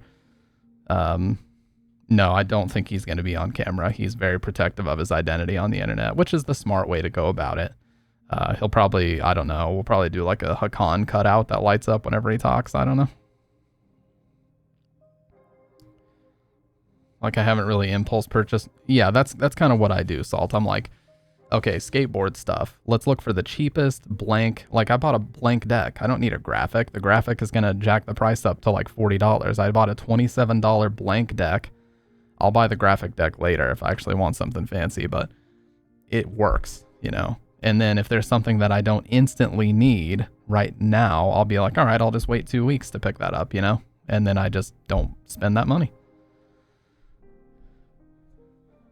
And eating a lot less has saved me a lot of money too. Like, I'm ordering food less. I'm buying groceries a lot less because I'm eating less. Like, I'm spending more time walking and less time fucking cooking and eating food, you know? And I can tell. I don't know if you guys can tell. My beard kind of conceals it, but dude, this shit, these cheeks are indenting a little bit, dude. They're no longer like puffy out like this like they were a couple months ago. Like, it's actually thinning out a little bit. I used to eat out all the time and spending legit $300 a week just on that. Dude, DoorDash and fucking Uber Eats and Grubhub and Postmates and all those apps, those add up so fucking quick. You know, you can spend easily $20+, actually closer to 30 if you're trying to feed 2 people and you want like 2 decent sized meals. You'll be pushing like 26, 27 after tip. So by the time you've done that once, like that's one meal, and then 4 or 5 hours later, you're hungry anyway. So it's like, okay, order out again if we don't have any groceries, you know? So it's like you could do that, or I could go to a grocery store and buy 6 pounds of beef and like a bunch of asparagus and green beans, you know, like that feeds me for fucking 3 straight days or something like that. 4 or 5 days. Yeah, that would feed me for 5 days. So I don't know, man. It's just, you know, budgeting is tough, and I'll be the first to admit, yeah, it's tough, but you got to do it. You got to be willing to budget it, because, you know, the one time that you don't, that's going to be when a fucking tire pops or your car breaks down, and then when you don't have access to that money, that's where you'll be. Amazing how much food you can cook at home for a fraction of the money spent eating out. Yes, and I understand groceries are more expensive now and all that shit, and that's 100% accurate and totally viable. But you're still saving a significant amount of money versus paying somebody to drive to the restaurant, pick up your fucking food, drive it to you, and then of course, you know, the tipping atmosphere, the way that it is, like if you don't tip a high amount, like you're gonna feel guilty about it. Some people do. Some people are very... It's like 2 very distinct sides. One side says, yes, I will tip very well, like 15 to 20, maybe even 25%, because I know that this person's going out of their way. It's a few miles. And then the other side says, I don't tip shit unless I'm happy with the service. You know, there's like 2 sides and there's no in between. It's either I will tip like crazy because I appreciate it, or I fucking will not tip unless it's immaculate service. So, you know, that having to deal with that whole situation, and like, yeah. And there's like a whole culture on the subreddit of like shaming people that don't tip, and, you know, putting their fucking information out there. So it's fucking, it's like, why do I want to mess with all that, dude? Like like I said, I could take that $25 and get myself food for like 5 days. You know, $10 buys 3 pounds of ground beef. Get 6 pounds, that's $20, and then just as many cans of some kind of vegetable as I can, or just the beef. You know, sometimes I'm just fucking with the beef and nothing else. That feeds me for 5 days, dude, because I just eat about 1 pound a day. Maybe a thing of eggs, and there you go. You don't have to think about what it is. It's easy as fuck to cook. It's so much easier, dude. You don't have to wait on anybody to like drive to your place, and maybe they can't find it. They gotta fucking call you, and you... Fuck that, dude. Maybe buy a guitar pedal emulator of some sort if they're not extremely expensive. But yeah, I mean, I'm not saying anything that you guys don't already know. I'm just saying, like, you know, as the value of the dollar continues to go down, we're going to have to get more careful about how we spend our money. What's my favorite meal? Like, all time or right now? Because all this food talk making me hungry.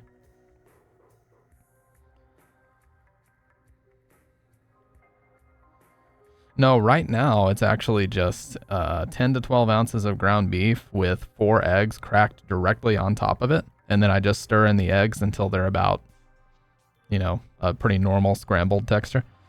Dump it into a bowl, let it sit for another couple minutes to let the eggs finish cooking. Salt, pepper. That's it. I'll eat that shit 5 days a week and not get bored of it, dude. What I learned is that the salt quality is incredibly important. If you don't use high quality salt, your food all tastes like shit. But if you use Redmond's real salt, it tastes amazing. So get high quality salt. It's totally worth it. But my favorite of all time,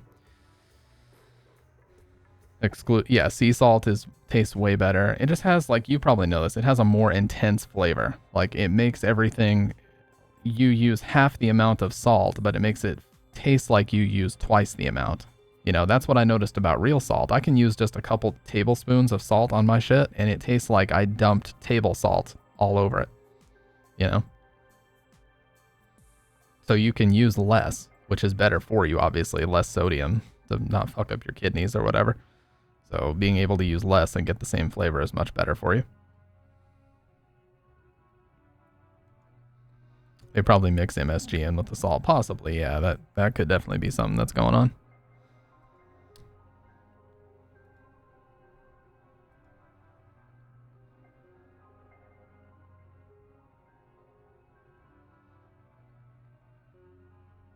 Canned soups from the store are awful for you. Each has like 80% of your sodium intake. Oh, not only that, Dave, they've got maltodextrin.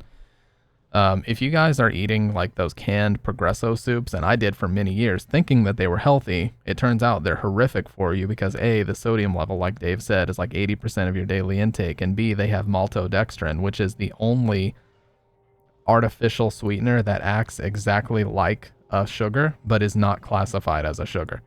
So they can pump something full of maltodextrin. Its impact on your body, it's as if you ate like 10 to 15 grams of sugar, but on the can it says 0 grams because they're using maltodextrin. So, yeah. So avoid maltodextrin for sure.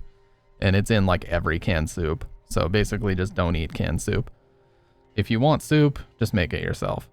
You know, buy some chicken stock that's like organic and just throw some fucking chicken in there and cook it. Throw some pasta in there, make some chicken noodle soup. It's that easy, dude. Just make it all yourself. Or do it in a crock pot. I don't know. Whatever you want to do. Just don't buy the canned soups. I know they're cheap and easy and all that shit, but don't do it. Got a can of organic lentil soup from Aldi's in front of me now. 1670 milligrams of sodium. Yeah. Well, that's what we do in America, you know. All we do is just pump things full of salt and fat. That's all we do. Hey, what's up, Baker? Hey, Baker, I built a new board. It's a blank.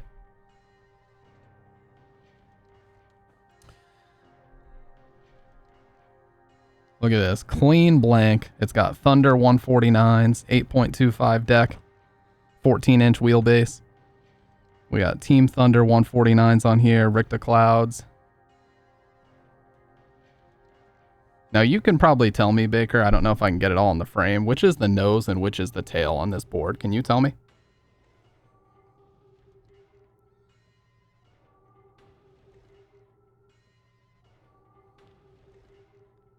Because I'm under the impression that this is the tail.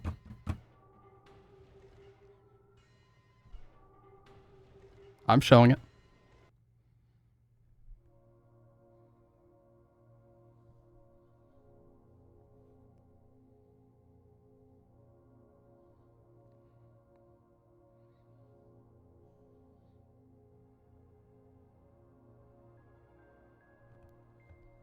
So the nose is here. So I did paint it correctly. So I painted my 1 bolt black on the right side. Fuck yes, let's go. Ball grabbing. Okay, yeah, because I got Bones bolts. So the Bones bolts are painted white on the top. So I just painted my back left one black. I think you're right, dude.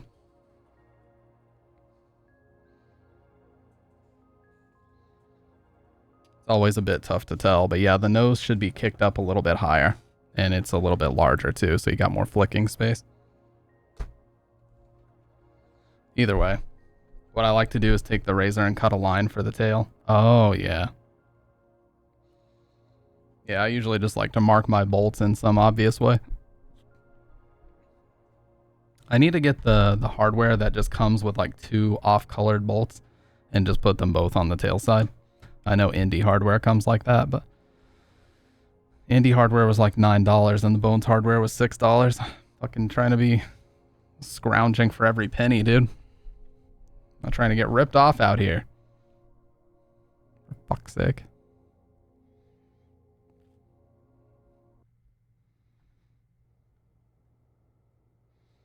They are, dude. Prices are insane on decks, especially. Like any good deck from like Baker or April or any of the companies I would, Zero especially, any of the companies I would want to buy for, it's like fucking $75 minimum for just the deck, dude. And that's why I just bought the blank. I was like, I wanted the Misfits board, but it's like I can't sit here and justify spending fucking $80 on a a board with a graphic I'm going to ruin in 2 weeks anyway from the tail popping. Like, you can get Element boards for $43, and that's okay. Like, this Element, it's like a basic Element graphic.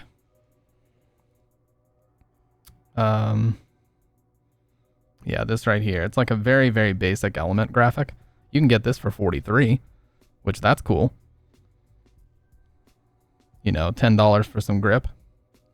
And if you've already got your truck's wheels, bearings, you're solid. But, you know, if it's not something like this, you're kind of fucked. And this is just an 8.2. It's not even an 8.25. And this, it's easy to tell where the tail is because the graphic tells you the T is where the tail is.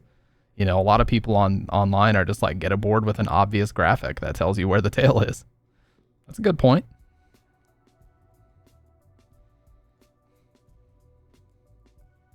If it's blank, it's going to be a bit tougher to tell, for sure, so.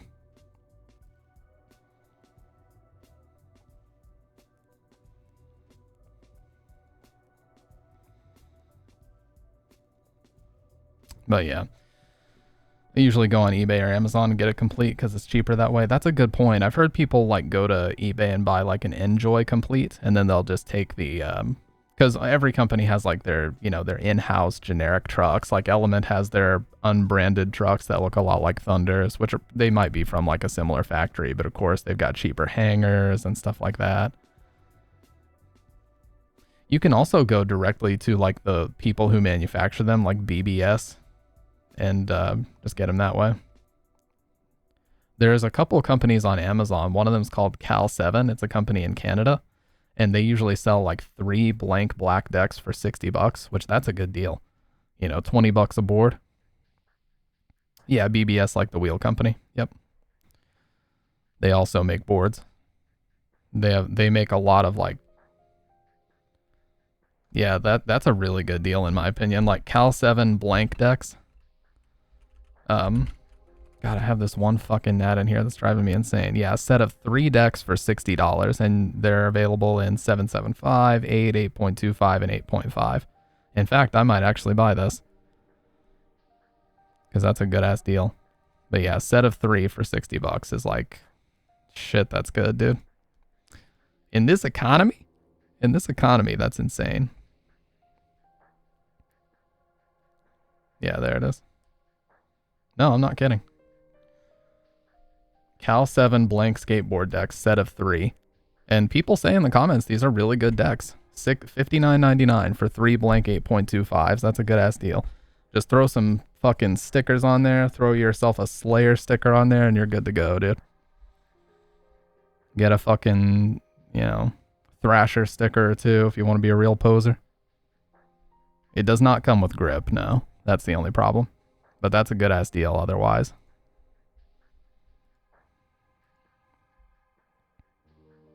Medium concave mellow kicks. That's what I like. I don't like super steep kicks. But yeah, that'll basically set you up for a long ass time. Like you wouldn't need any boards for a while if you got that.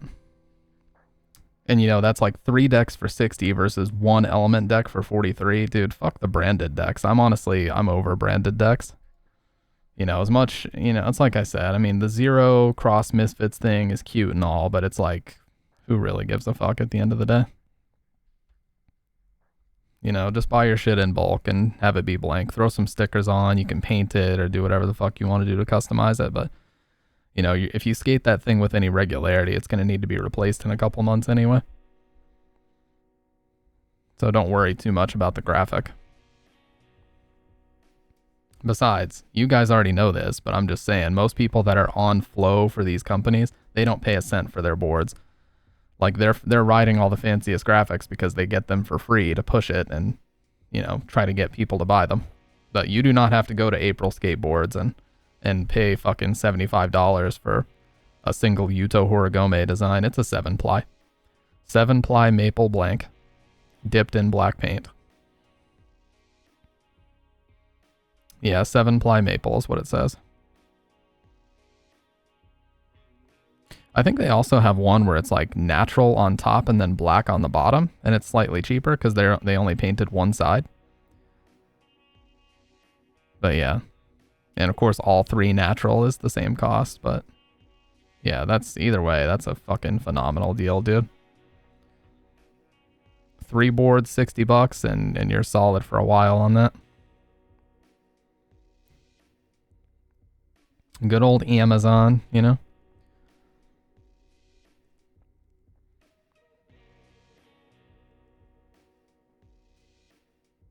Yeah, and like the shape, of course, the shape matters. Like some people like a mellow concave, some people like a really deep concave.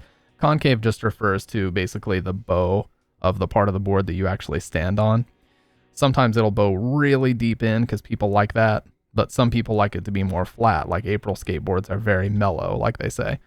And then when they talk about mellow or steep kicks, they're talking about the nose and the tail. How sharp of an angle do they jut up at? Some people like a mellow kick, and some people like a really steep tail and a really mellow nose. Like, you know, the shape is all preference at the end of the day, but the reality is if you're a good enough skater, you can skate on virtually anything that's considered a pro model. Exactly. Yeah. See, you know, dude, we were thinking the exact same thing, but it's very true. But I don't go any higher than 8 1/4. I don't go any higher than 8 1/4. I've got 11 1/2, 12 shoe size, and if I go higher than 8 1/4, it's like I'm riding a damn boat, which I don't need to be doing all that. Yeah, dude, we're on the same page. I totally get you. And grip, I buy the cheapest fucking grip on Amazon. It's called Black Widow. You can get Black Widow grip for like $7 a roll of it. Dude, it is fucking great stuff. It's just like one of those cheapo Amazon brands, you know? Yeah, basic black is $8.65. And if you buy 2, you get a 12% discount. So like just be thrifty about it. Like go on Amazon and just look for good ass deals if you want to. Used to buy a roll of grip on Amazon and buy bulk boards at a time. Yeah. Yeah, I mean, the fancy graphics and all that stuff, that's cute, but really, if you want to learn how to skate, you should be utilizing deals like this, because, like, if you're going to be learning, dude, you don't want a really nice graphic that you're going to destroy, you know? It's like a luxury car versus the Honda Civic you tuned up on the weekend. You take the Honda Civic out for all the commuting, just like if you're trying to learn how to skate, you want to do all your cruising on a blank or a blank black, whatever. And then when you want to do your tech shit, that's when you get the luxury stuff out. I only bought Baker, and then I buy them directly from Reynolds too for really cheap. Yeah. Yeah, there's a guy in here, Wang in my zipper is his name, but he said he got a bunch of stuff from a personal auction that Jamie Thomas did. So he got a lot of like his old Zero graphics signed for really cheap because he was basically like clearing out his garage. Yeah, dude. I was watching a setup video from Terry Kennedy the other day, and he's just like riding around Baker Distribution, grabbing as many boards, wheels, bearings, and hardware as he wants. I'm like, damn, dude, that is so sick. To just, you know, be so sponsored by a company and been with them for so long that you can just grab whatever the fuck you want, and then nobody's gonna question you about it. That is sick. And then Paul Rodriguez, P-Rod's one of my favorite skaters of all time. So I was watching him set up a board the other day, and he's just in like this sort of storage area of his personal skate park. Oh, second. That was a violent sneeze, dude.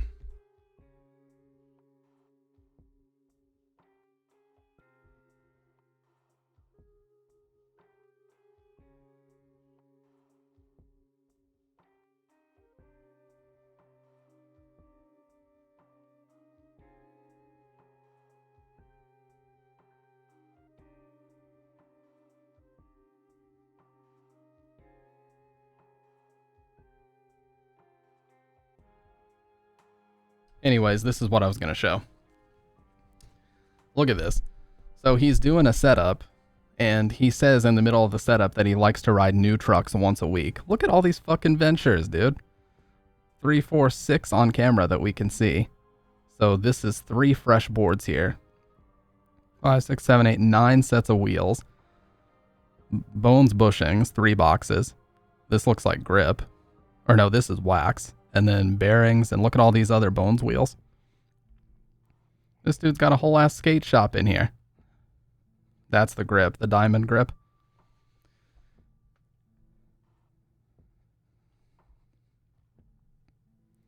Yeah, I know. Like, people were saying in the comments, like, new trucks every week is crazy. Because, yeah, usually once you get the grind marks and you know, you can really get into your pinches and shit, you want to keep those trucks. But I guess he's just balling so hard that he needs new trucks every week, dude. Which is pretty fucking sick.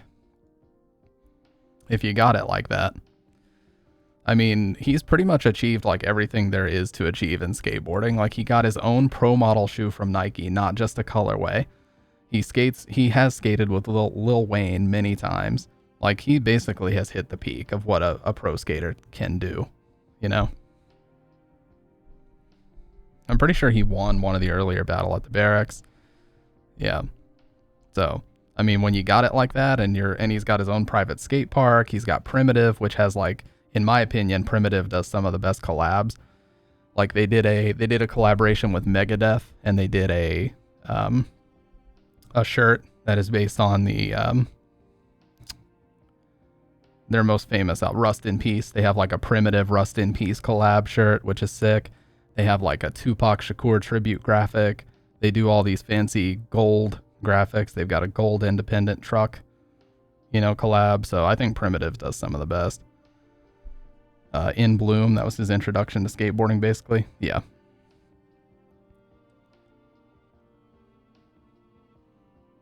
But yeah, I don't know, man. Obviously, I could sit here and talk about skate shit all night, but anyways, yeah, I got these Leo Romero shoes in size 13, and I was like, dude, these things are way too fucking long. What's up with this? And I actually decided, like, I'm just gonna buy a tape measure and measure my shit, and it turns out that I should not be wearing size 13s, and I don't know where I got the idea that I needed to be wearing those from. I really don't.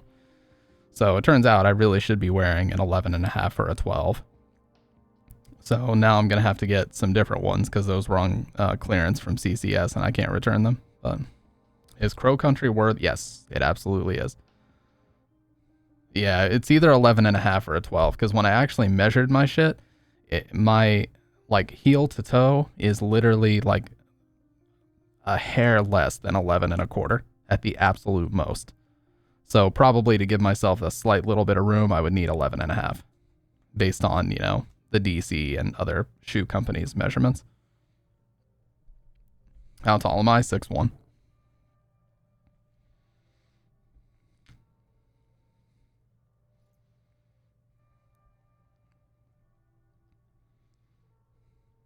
Yeah. See, I see somebody like Cody Cepeda. Cody Cepeda, if I were maybe a couple inches taller and a lot skinnier, I would be built like Cody Cepeda. Yeah. If I was like 5'8" with size, you know, 11.5 feet, that would be some fucked up. That would be some clown shoe shit. Yeah. Yeah. Ogre ass skate shoes, dude. But no, I like Osiris pretty well. I like Etnies. My favorite skate shoes are the Etnies Joslins, but they're tough to find. I like the Joslin Volk, because they got like the Michelin cup soles and all that. But man, they're so fucking expensive. They're like $100 now. They're too tight. Yeah. Like, you can get 11.5 Joslin 2s for $71, but they're just, yeah, that's the other thing. Because like skate shoes, if they're a pro model, they're made specifically for that skater, and they may not be considering that some people might need a wide version and this, that, and the other. So it's a whole thing.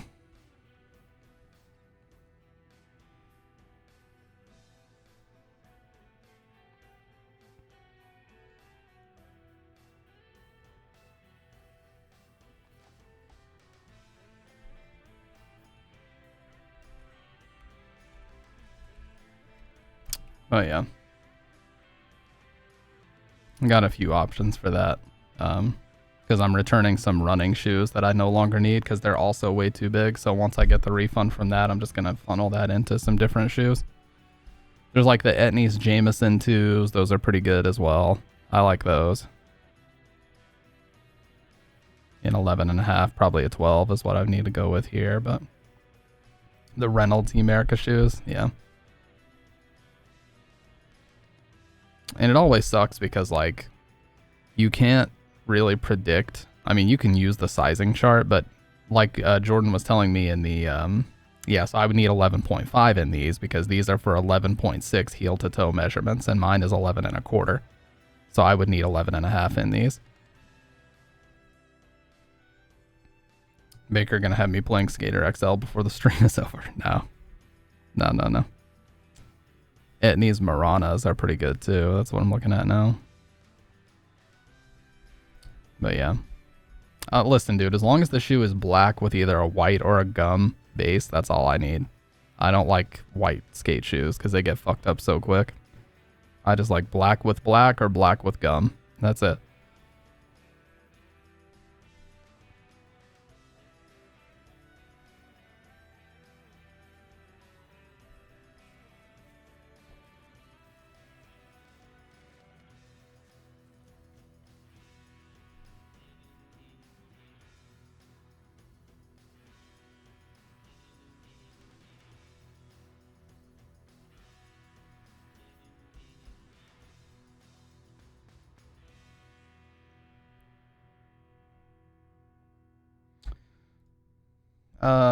I don't believe so. I haven't watched skate videos in a long time. I mainly just rewatched my favorites like Plan B Questionable or Baker 3 or Yeah Right. Yeah. No, I have not even launched Street Fighter 6 Ryrog, not one single time.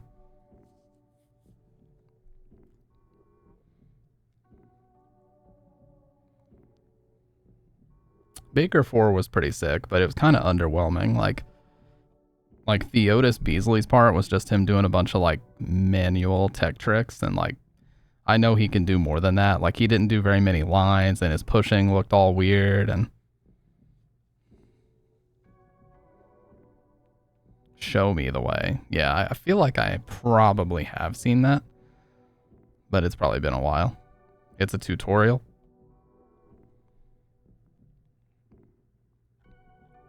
Dude, what I need to get better at is gripping boards. I'm so bad at doing that still. I have the silver tool so I can file it down, but like something about the angle of the razor blade, I've got to fucking get better at that. Because I always end up cutting way too far in or whatever.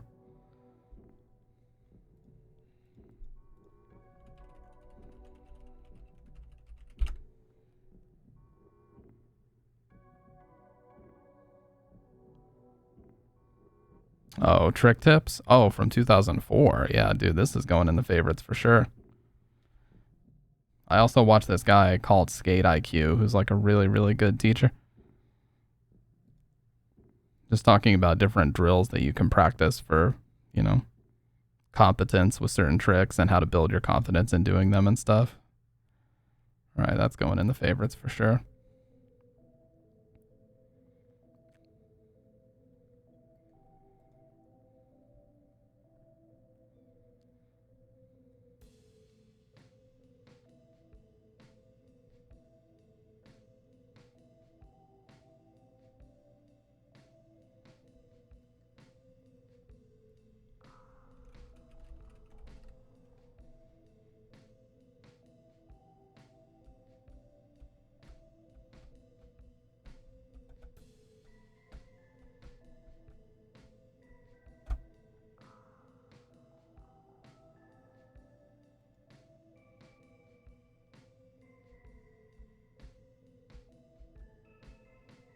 Clay Fighter Sculptor's Cut is better than 5. Dude, 5 is such dog shit.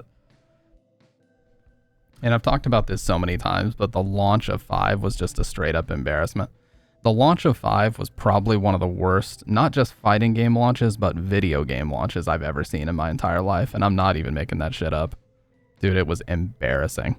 Straight up fucking embarrassing.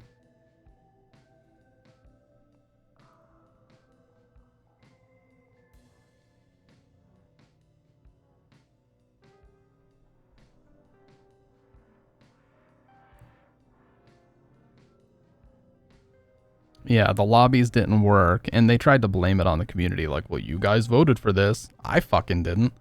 They put out a poll that's like, look, the game's not finished, but do you guys just want us to release versus mode so we can start running tournaments and stuff? And people apparently voted yes, predominantly. It's like, why would you vote yes for that? The fucking game's not even done yet. Like, give us one more. They should have done one more balance update for Ultra. Because trust me, it needed it. The Street Fighter Cross Tekken characters they copied and pasted in there were fucking beyond busted. So they needed to nerf the shit out of the Street Fighter Cross Tekken characters and give us one more nice solid balance update of Ultra. Give us another 6 to 8 months and then put Street Fighter 5 out maybe the very beginning of 2017 or something. You know, I feel like that would have gone a long way.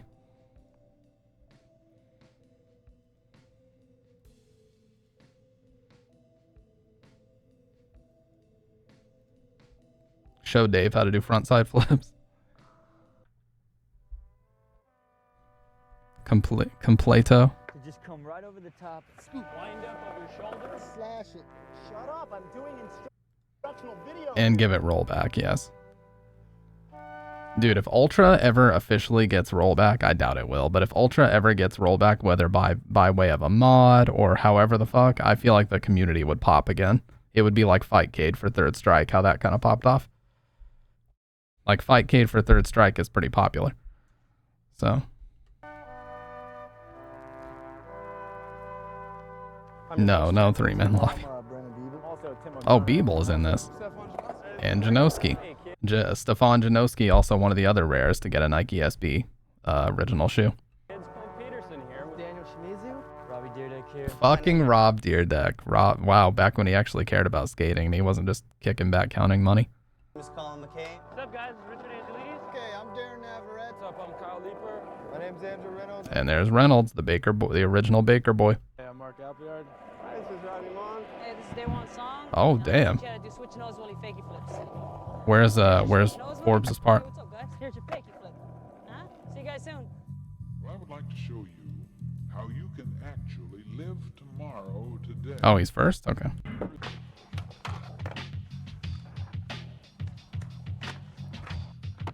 Dude, late 90s to mid 2000s was such a sick era for skateboarding. It seriously was. Like, when Yeah Right and Baker 3 were out, fuck, they were so good. Get you to get the first try over with. You try and if you do it first try. This guy? It's all luck. Pretend you meant it, and then you're cooler. Right on. What's up, dudes? Hey, this is Reese, and today I'm gonna show you guys how to ollie. Holy shit. Yeah, everybody can do that, dude. Just ollie fucking 20 inches directly off the ground. No big deal. 20 inches vertical. We all got that, right? Holy shit. Ollie's kind of a hard thing to tell someone how to do. It's just one of those things that's like, you really have to get out there and try it. That's so true.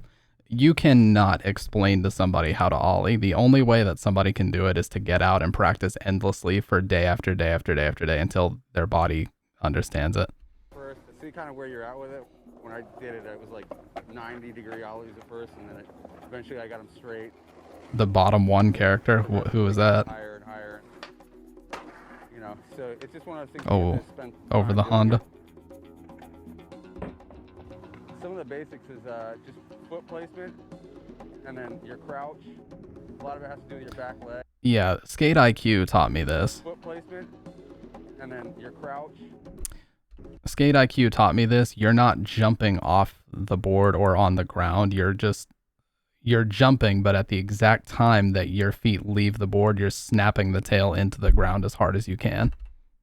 So his back foot is off the board right there, and it's basically just his front foot keeping it from flipping over and keeping it on that forward trajectory. Yeah, it's the crouch too. You got to crouch so far that your knees are almost touching your chest. And you got to pull your legs up really close to your chest after you jump. See, look at that. Like his left knee is almost touching his elbow right there. You got to pull that shit all the way up.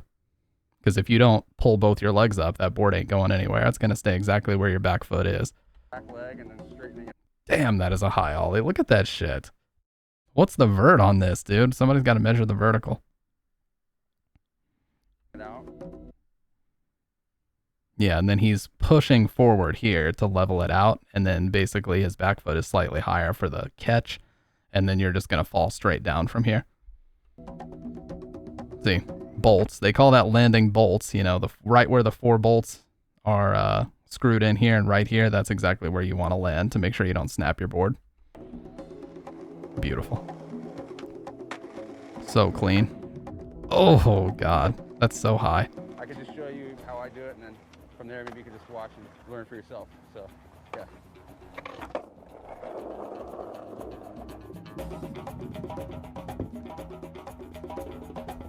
Yeah, I think the biggest issue, Baker, is so many people, what they do is they get on a board, and before they've even really fully learned how to ride, they'll put like their elbow pads on and their helmet and their knee pads, and then they immediately try to ollie. It's like, dude, you're falling off of the board. There's no way in fucking hell you're going to be able to get the board off the ground. You can't even balance on the board yet. You need to spend a good fucking 2-3 months just riding that shit every day before you even try something like this. That's how you eat shit. So that's pretty much the ollie. So, you know, good luck. Have you ever seen the Time Warp episode with Greg Lutzka? I think I showed this on here one time, but this was actually what got me into skateboarding back in 2009. Big time. There was a show on Discovery called Time Warp whenever high-speed slow-mo cameras had first come out, and they did a whole segment featuring Lutzka. It might have been 2010. The urban art of skateboarding is just that, an art. It combines the athleticism of gymnastics with the choreography of ice skating, with all of the in-your-face aggression of a street fight. That's a very boomer explanation of how skateboarding works, but okay. When skateboard master Greg Lutzka placed first in the street category at the World Cup of Skateboarding, he left other competitors stunned. I watch someone like you skate, and I have this totally false thought that I probably can do it, because you make it look so trivially easy. Yeah, I've been skateboarding for the last, I'd say, like 13 years, so... The fucking fedora era of Lutzka is hilarious, dude. I started learning a lot of my tricks I do pretty much like a year or two after I started skating, and basically just started building my skills from there, you know, and trying to progress it to the next level. There is no argument that competitive skateboarding looks amazing in real time, but what about warped time? Is there more to this sport than meets the eye? Joseph, we're going to set up the high speeds. We gotta... Okay, so basically they have him ollie off of a staircase. Okay. You got so many things. We turned a nearby... Let's do it. And ollie over a trash so can. We obviously got to get the stairs. Ready. What's up here? Oh. I wish the quality was higher, but... Awfully tight. I'll look at it together on a better screen in a minute. No peeking. Pros like Greg can flip and spin their boards one way while they go another. Now that's got to be seen to be believed. Hit it. Oh, happy. Wow. Okay, this is where they show the ollie in slow-mo. This is really sick to see this, actually. This is like the best slow-mo demo you'll ever see of this. When the jump is warped at 1,000 frames per second, it becomes something very different. So something sick, that dude. appears to defy the law of gravity. So he's not really jumping directly over it. He's more like his right leg might be, but the second half of it, he's really just like pushing the board over it. Like he's just using his momentum to push the board over it the rest of the way. He's not physically jumping over it. He's lifting his legs over it, if that makes sense. By the law of gravity. Like he's doing a crouch again in midair, and that crouch is, you know, pushing him forward. It looks exactly like Reese's. Oh, wow. You make it look pretty easy. Board. Let's watch the actual liftoff again. Yeah, that's so beautiful. Great art, it looks simple until you try it. My foot is fully off the board right there. Did you ever know that happens? I had no idea. I thought my foot stays with the board the whole time. You put all your weight on the back foot, and it rotates. Yeah, this guy's just trying to give a boomer explanation of physics. We get it, dude. But the takeoff is very cool to see. But your front foot stops that from happening.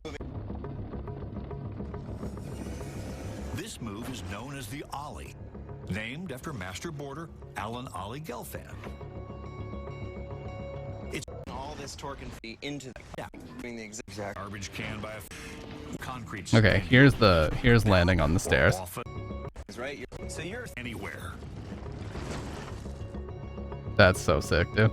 So you're 3 feet above that ground level before you even get started. Yeah, no, that turned out really rad. So this is the landing on the same jump. Exactly. 2 things, right? Your feet separate by an inch from the board. Yeah, both of them. Look at that. So instead of just letting his knees take the impact, he starts moving left and right, and you'll see the wheels stop turning. I wish this was high quality, because when I watched this actually on TV, it was like clear as day.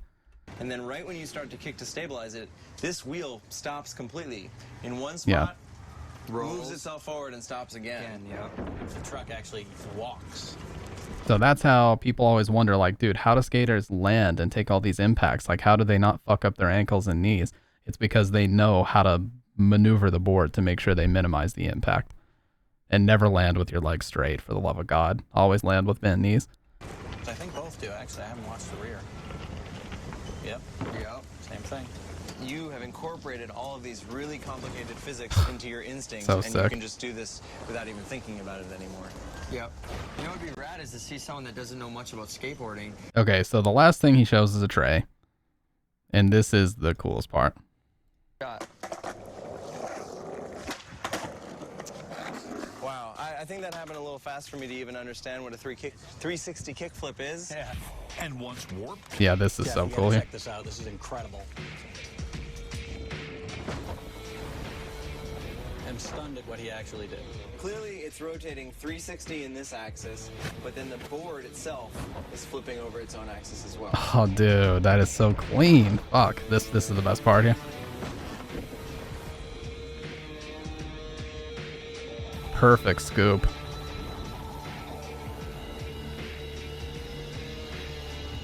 It doesn't get any cleaner than that. It's like he's a scientist without even thinking about it. He's got to know all of these physical principles and have all this athletic ability and combine it without even thinking about it. Total package. Remember when we started, we mentioned this is an art? Now you see what we mean. Yeah, that's where it started for me. Watching this segment, I was like, holy fuck, I gotta do this. Man, you know, it was cool to see that too. It's cool to see that too, because like you wouldn't expect a channel like fucking Discovery to give that type of respect to skateboarding, but they actually they showed it a lot of respect. They called it an art. You know, they show that it is not easy. It requires a lot of diligence and a lot of practice, and they actually showed it quite a bit of respect in that segment, which I thought was pretty cool. Whereas most people think it's like something that only punks and, you know, vagrants and vandals do. Some people still feel that way, but I thought that was pretty sweet. All about trays. Let's see, where is that part? Somebody should have timestamps in this for sure. We're going to be learning about flat ground 900s, yeah, because everybody can just do a flat ground 900. You know how we do? Just whip the board around 6 times. So easy, dude. Oh, hello. Stefan Janowski. I'm here to show you kids how to do 360 flips. Well, I had a great time. I do them all the time. Woo! I can stand like this sometimes. Dude, the fucking fisheye is so hilarious in this. Like, fisheye and skateboarding are like fucking peanut butter and jelly, dude. It's just, you need fisheye for the right shots. It's just how it is. To do a 360 kickflip. And a Sony camera. Put your front foot in a pointy type of kickflippy position, fairly in the middle of the board, pointy toe. Your back foot is going to be in this little pocket, the curvature. Oh, he was of with the head, Etnies. right about here. I like to put a little bit off, hang it off a little bit, and then you give it a scoop, and you throw your front foot out, land. Scoop, front foot, jump, land. Scoop, land. It's all in your back foot. It's all in the scoop. Front So foot clean. is a guide. It's gonna give it the flip that you want.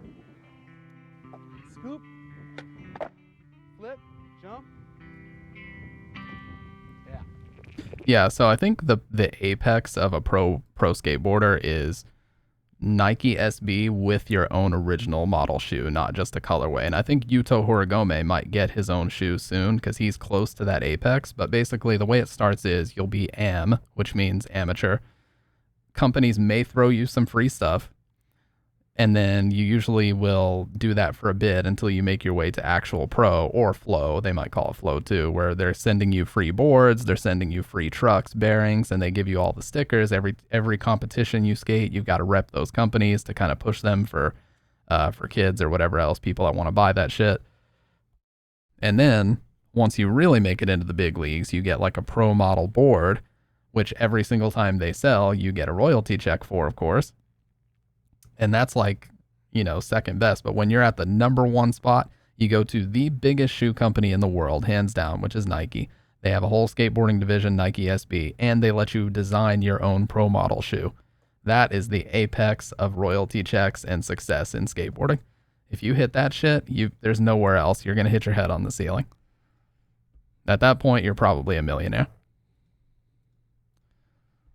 So that's what's so sick about it. Like Antoine Dixon, he was with Supra. He said he had a signature shoe through Supra, and he was getting like 10 grand royalty checks a month just from that alone. Like sitting around, he could sit around and smoke weed all day, as he said he did. Sit around and smoke pot all day, 10K a month. The checks keep coming.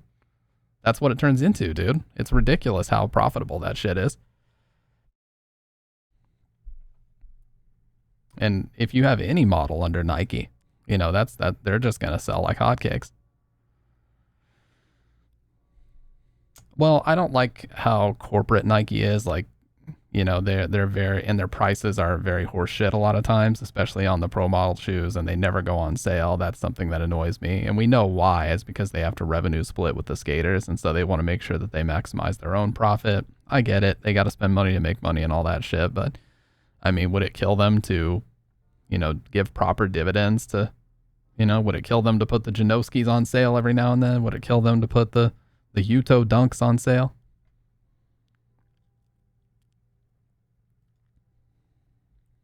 I guess it would, because they fucking never go on sale, dude. Like, ever.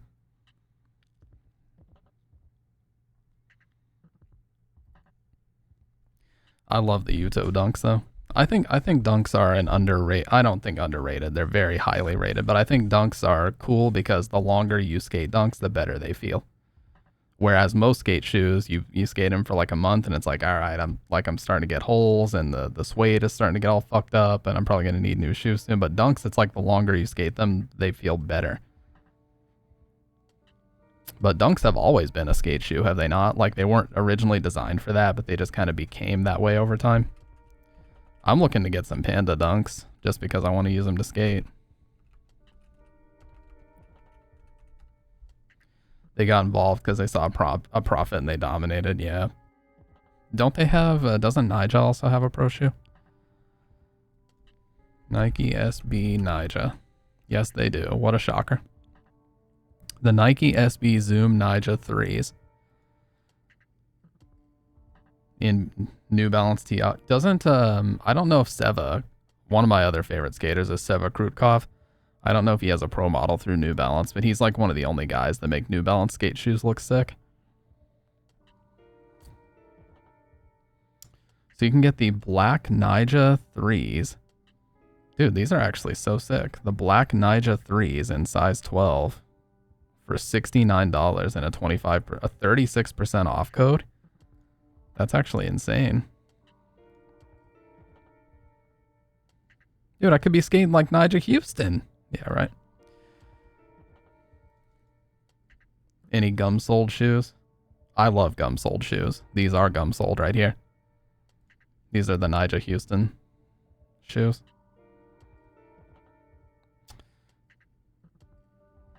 I don't understand why people give Nyjah so much shit for his running shorts, dude. Like, why does it fucking matter? I thought the whole thing about skateboarding was like just doing your own thing and not giving a shit what other people say. Are they saying like he would just be loved if he just put on a pair of like black skinny jeans? Everybody overnight would just love Nyjah Houston all of a sudden and not talk shit about him. Like, you think he gives a fuck what we say? He doesn't give a fuck what anybody says. He's a multi-millionaire. He puts out a video part, it gets like 1 million views overnight. He doesn't give a fuck about people's criticism of him wearing shorts, dude. But yeah, black with gum sole is a sick colorway in my opinion. Well, I mean, running shorts are not exactly designed for skateboarding because, like, if you slam, you're gonna, like, your bare leg is gonna take a massive impact. But it's like something just about like the culture. People just don't like the fact that he dresses so differently than other people. I don't know what it is.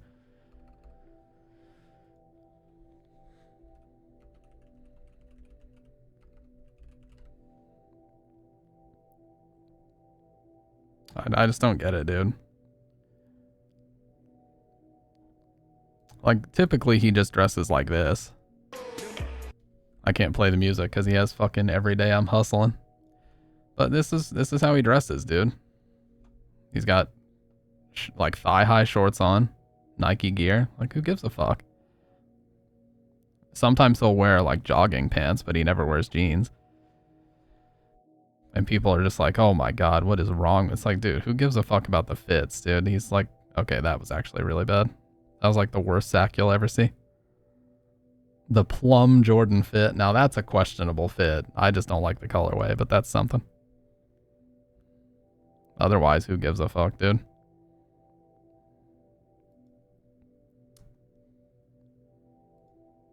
No, I know Nike is also a questionable company because they do like their manufacturing is like slave labor, basically. Like, they're one of those companies that everybody just loves because they're so well known as a brand, but just like Apple, they have a lot of dark shit in their manufacturing and other stuff like that. I would actually prefer that. Avoids the fabric getting stuck on your knees. Yeah. Yeah, I don't understand why people care so much. I really don't. You know, most of the people that care about that stuff don't actually skate though. Like, they're more concerned about, oh, when I go somewhere, what does my outfit look like? Like, bro, do you really fucking care? Or do you just want to go actually skate? Like, the people that actually want to get better at skating don't give a shit about that, I guarantee you. I mean, Seva doesn't dress, I don't know what you would even call it, drippy. I have the Emerica Romeros, but they're too big. They're the non-laced versions. They're a size 13 and I need like a size 12.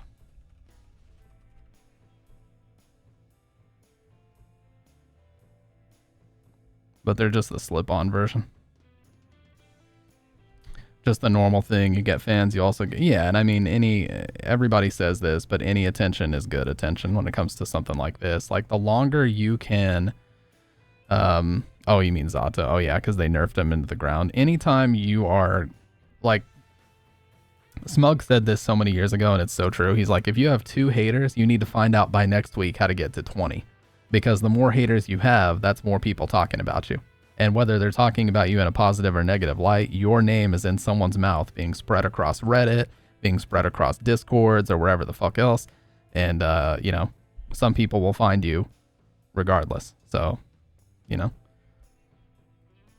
You're not saying you always have to antagonize and shit, but, like, it's a viable strategy.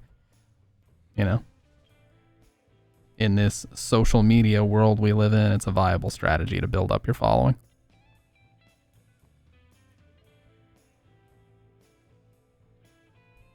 They nerfed him to bottom 1. Damn. You hate to see it.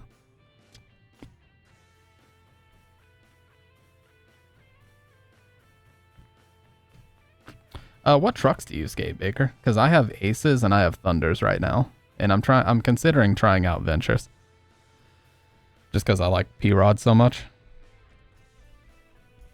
And he's riding just the absolute default 5.6 highs. That's it. Just Venture 5.6 highs. That's it. And I'm thinking about trying those out because apparently they're a lot more stable and they don't turn super, super easy. So they're good for learning tricks.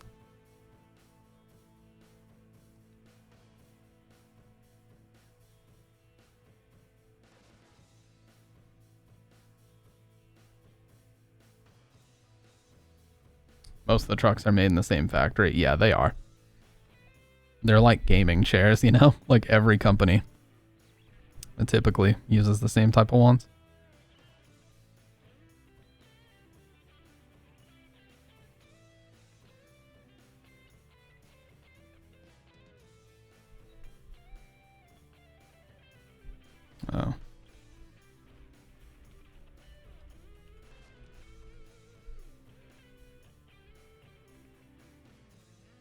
Oh, damn.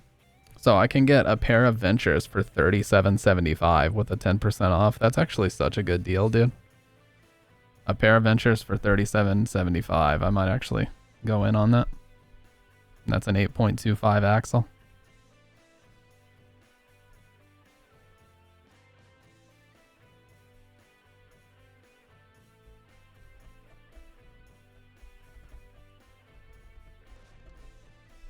ISPs are assholes providing the same shit. Yeah.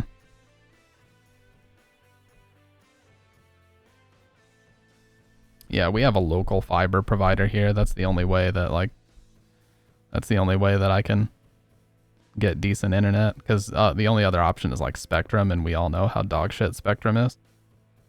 Like, that just ain't gonna work. Hang on a second.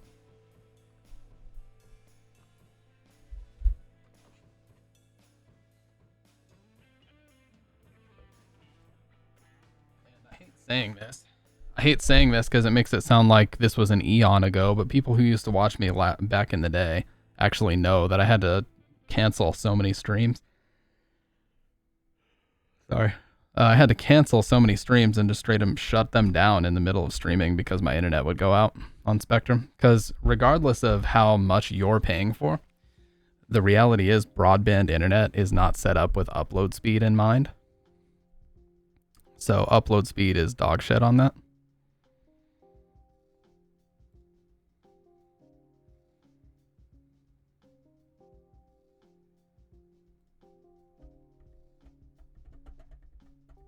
Was there? What do you mean?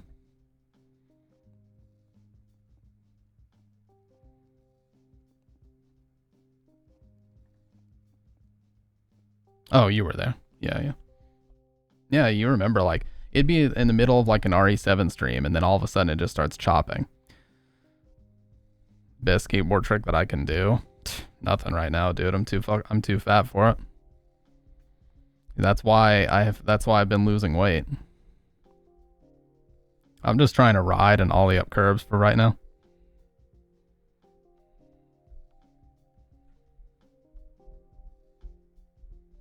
But we're getting there. Yeah. We're getting there.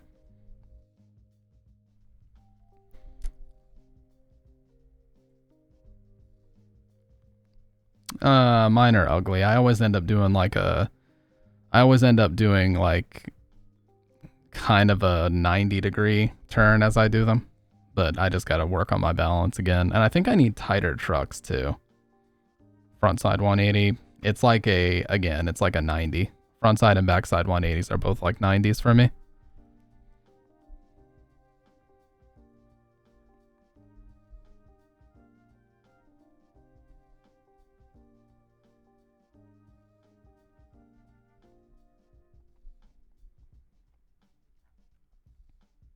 Got any footage? Unfortunately, no.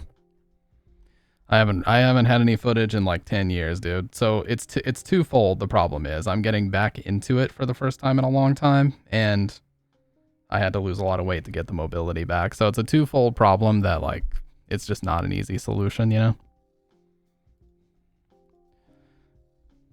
So I basically have to relearn everything. But it's cool because I love that. I mean, learning is one of the most fun things about it, but, you know, I'll record some footage. Because that's one of the biggest motivators. I like to just set up a camera and just record some shit.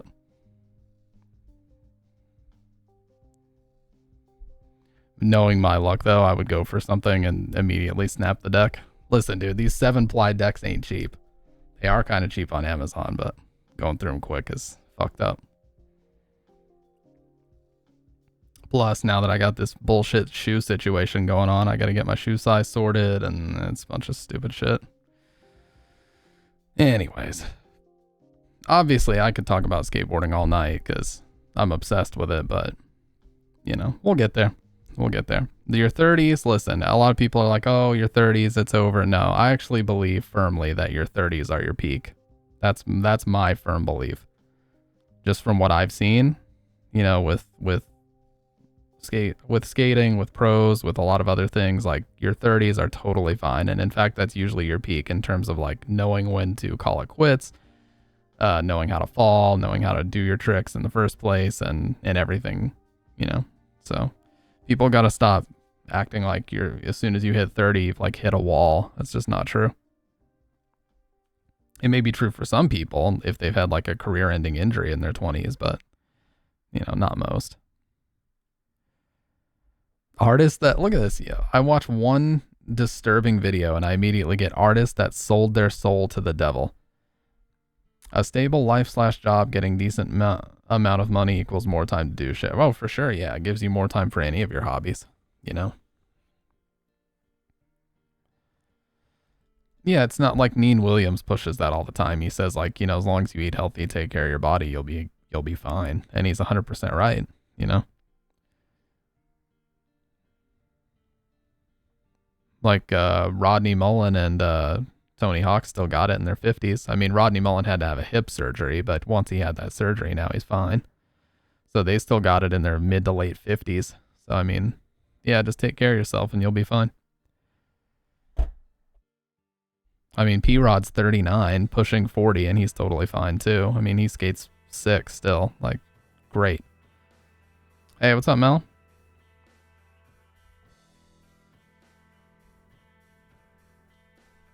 What I would really love to do is go to like a local skate shop and shop there, because I like to support local skate shops. I think that'd be really cool.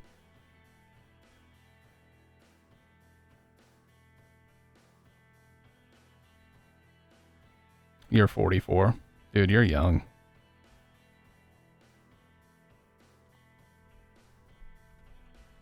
Yeah, we've been talking about skating for quite a while, actually.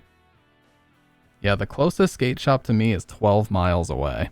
That's pretty brutal. It's basically like on the other side of the city. But that would be very cool to try. To stop by and like just walk in and buy some ventures, I think would be sick. Or maybe even a complete. Because local skate shops are very similar to like local game stores. Or any place local that you would be buying stuff is like, if you buy more than one thing, and especially if you're spending like $100, they'll usually do you a solid and cut you a good deal. So like if you just walk into a skate shop and buy a deck, some wheels, some trucks, some bearings, and some grip, they'll usually put the whole thing together for you and do it like perfect. And then they'll usually give you like a 10% discount, and because you know you're supporting their business a lot, so they'll do you a solid. And plus they want you back. So. Oh, I feel that, Baker. You know, I just disregarded, like, diet was my biggest problem throughout my early to mid 20s. I didn't think whatsoever about my diet, and I'm okay. Like, I don't have diabetes. I don't have any like long-standing health issues, but I just kind of realized back in April that like, if I don't want to have any of those problems in my 30s, I need to get my shit right the fuck now. Like, I'm 29 and I was like, if I don't get my shit together before I turn 30, I'm not going to have another chance to. So that's why I had to start, you know, fasting. I'm doing a 72-hour fast right now, which I just, I'm 1 hour away from the 24-hour mark. So we're a third of the way there. Just drinking a bunch of alkaline water. No, you can still change it, dude. It's never too late. You can absolutely still change it. The only time that I would say you couldn't would be if you had like some type of autoimmune disease and you were in your 50s or 60s. You know what I mean? Like that'd be the only, and it would have to be something that's like very, yeah. I'm just practicing willpower, dude. Just like anything else in life, you need to practice. And if I don't practice fasting, of course I'm not going to get good at it. So I'd like to try to do a 72-hour fast a couple times a month. I think that'd be really good to bang that out. And what's great is black coffee is an appetite suppressant. So it's beautiful. It's like anytime I feel hungry, sip on a little bit of coffee and it goes away for like 3.5 hours. It's perfect. You know, gives your body, basically fasting just gives your body a chance to get rid of a bunch of toxic shit. Like it gives your body a chance to, instead of spending all of its effort all day, every day on digesting food, it can spend that time to basically flush out all the toxic shit that you've got in your body, you know, get rid of unnecessary fat. Like it just basically is a complete wellness cycle for your body. And it requires nothing except that you don't eat solid food. It's that easy. You know, it's like a free fucking upgrade every time you fast. I know that sounds cringe, but it's very true. Yeah, I appreciate that, man. Yeah, fasting is the truth. Yeah, ever since April. I keep showing this, but I've been out walking a ton, so I've got like a big ass... You can see, right? No, I don't drink. No, I don't touch alcohol. Not a drop for the past 5 years or so. I had my time with that, and I'm kind of over it.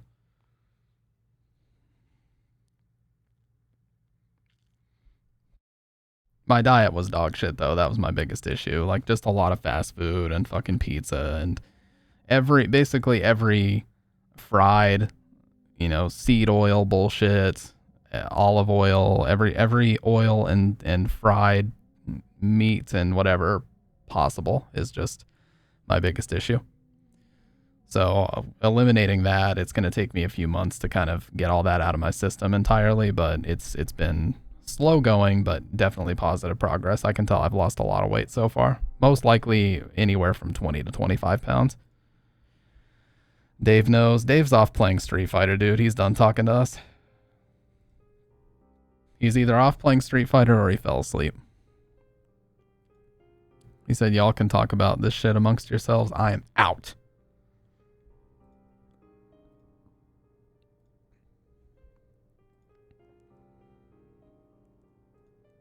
I never really, for a while I was looking for a beer that I liked and I never really found one. I liked Rolling Rock bottles, but cans of Rolling Rock were fucking disgusting.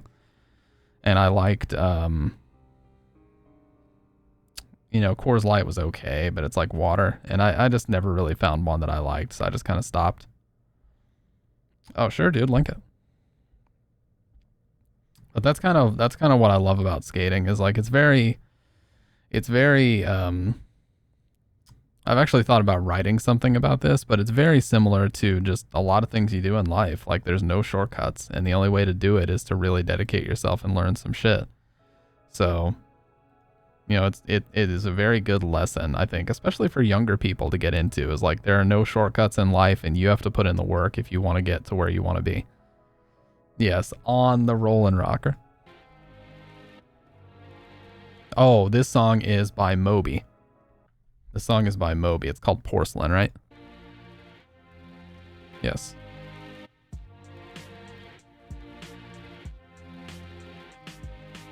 See, I know, dude. I know. Damn, his leg got fucked up. Oh, shit. Torn ACL.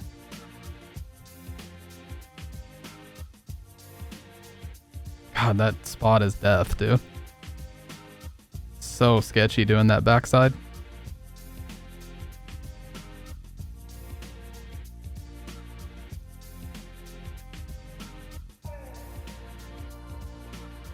Sick.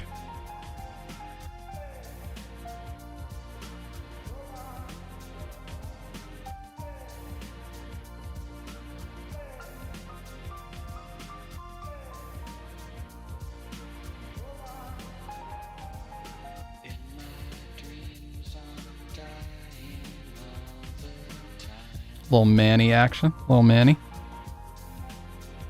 Moby, you don't know me?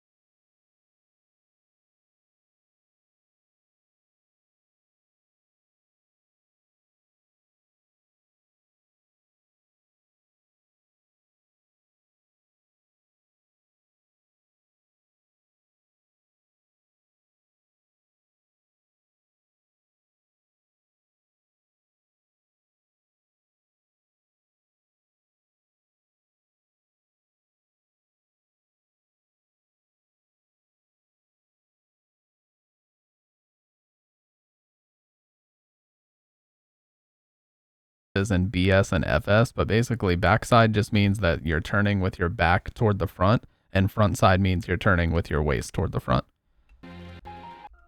Is the easiest way to remember it. So like this right here, that's a backside flip because his back is facing the nose.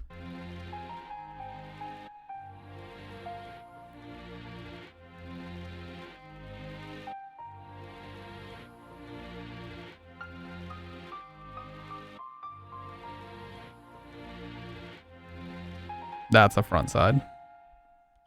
Yeah, that was a front side 180. My friend Brad. Yeah. I tell you, man, skating is something else. It's one of those things that, you know, as you guys have probably learned by now, I can talk about it forever. But yeah. I will say though, if you're looking to get into it, definitely commit. Don't just you know, don't just go to Walmart and buy one of those shitty boards because the bearings are so bad that you're not going to be able to ride it properly. You really need to you need to buy like a proper. You're probably going to need to spend over $100. Get a proper setup because it's going to be like, you know, night and day trying to learn on a proper setup versus. Oh, is that the guy that was at the end of the video?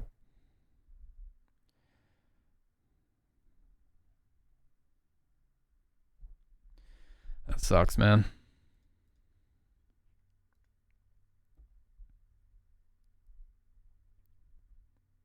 But it's good, you know, at least you got the footage. It's one of those things like, because you never know.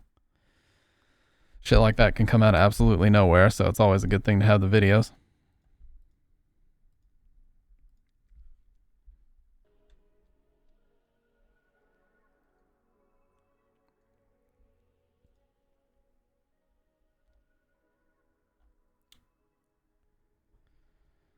But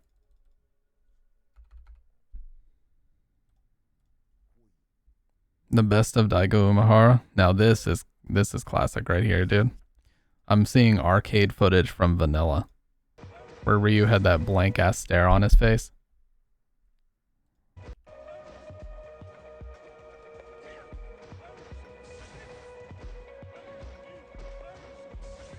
Is that Hanamaruki Sagat?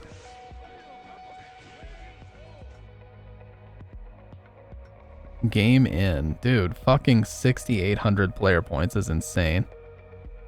No, Mago played white Sagat in Vanilla. Bokusap is Bonchan. Prodigal Son, aka Ryan Hart.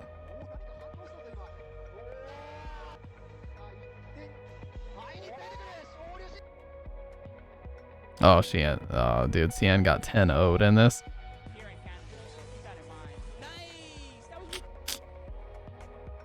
Dominion. Man, Dominion was really good for a while, though. He was like America's best, dude. Nice option select.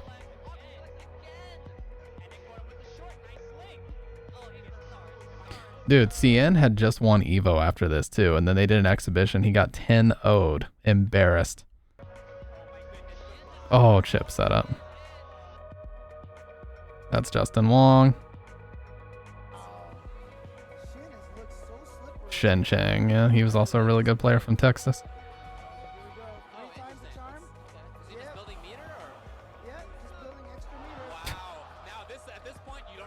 Chip.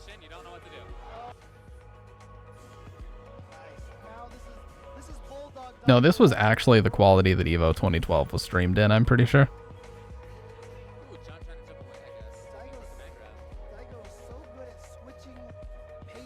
Yeah, that's super. That's so cheap, dude.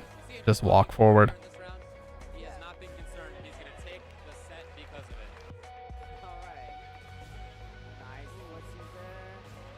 Oh, that is maximum. Yeah, dude, Snooch, I love to go back and watch like the quarterfinals of Evo 2012, 13, 14, like that. But Evo 2014 was kind of shitty because every fucking person, and in 2015 as well, as soon as they started losing, straight to Elena. They're down a match, Elena. Like, come on, dude. Fuck that shit. Bugged game mechanics. What's up, Junkyard?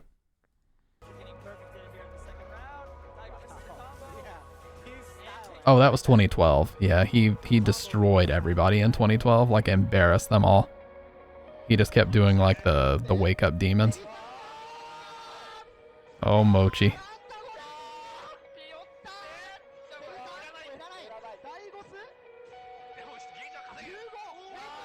It's the crumble after the first hit of the Rekka. Oh, jeez. And Ultra. Oh my god, is that gonna hit from that far away? Oh, yeah, he does the FADC forward roundhouse, yes. I was going to say it before it happened, but I remembered that. This is when I learned the triple medium punch punish right here. This is exactly where I learned it from. 1, 2, 3 uppercut. Yep, that's the exact clip I learned it from. Oh, ho, ho, ho. Interesting match. Oh, what?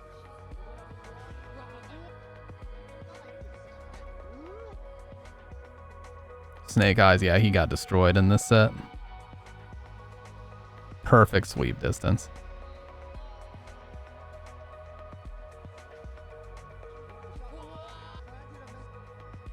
Oh, yeah. Bonchon, yeah. One hit into the...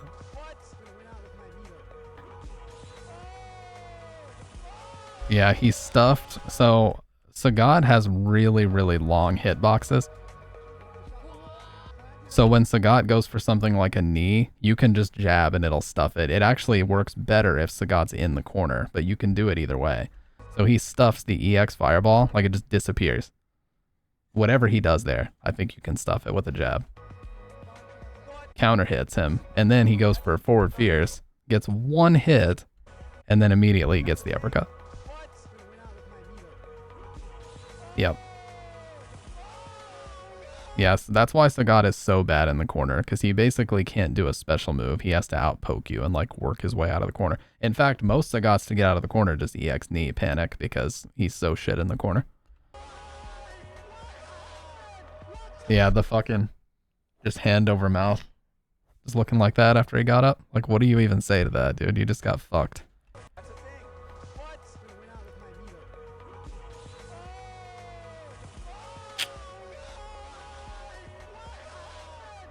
This right here was Evo, or no, this was NCR 2011, whenever AE came out and they nerfed the shit out of Ryu, like they made his low forward really bad and Daigo switched to Yoon.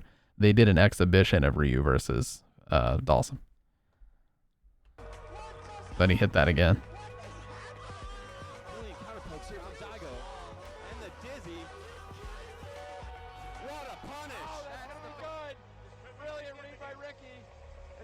Yeah, Evo 2010, baby, with Adam Sessler having no fucking idea what he was talking about. Thinking that individual rounds mattered.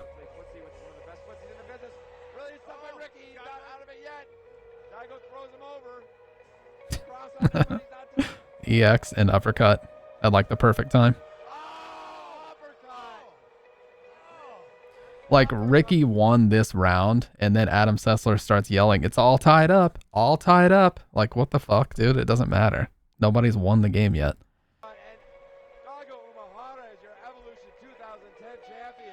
Yeah, I remember that. That was like really early 09, like after the game had just come out on console. Mike Ross was there too.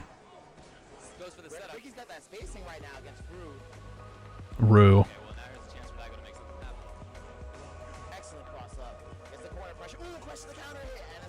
Dude, Ricky was so good in this game.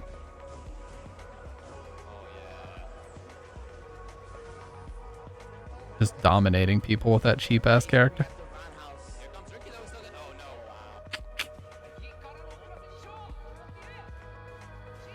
That's Kazunoko for sure.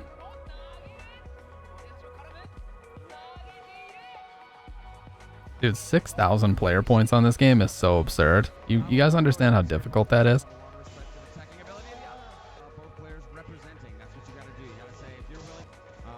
Yeah, they literally invited Daigo just because he was Daigo. You know, he didn't even win the Japanese championship. They're just like, we need Daigo here because of hype or whatever, you know? Just a special invitation.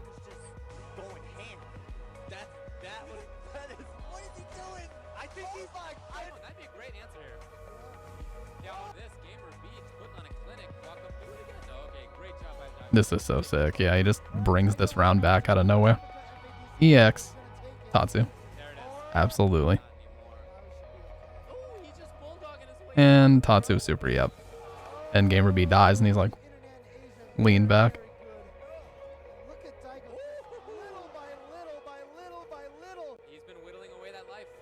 This is just a mash, but it worked.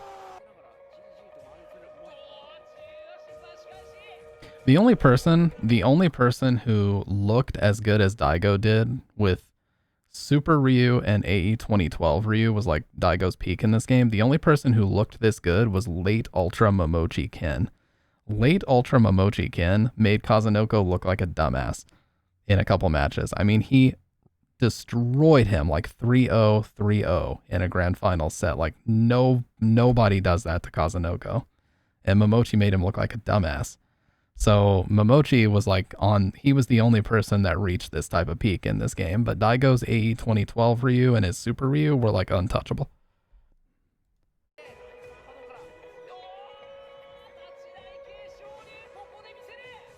This is a sick combo here. Oh, so optimal. Double plank.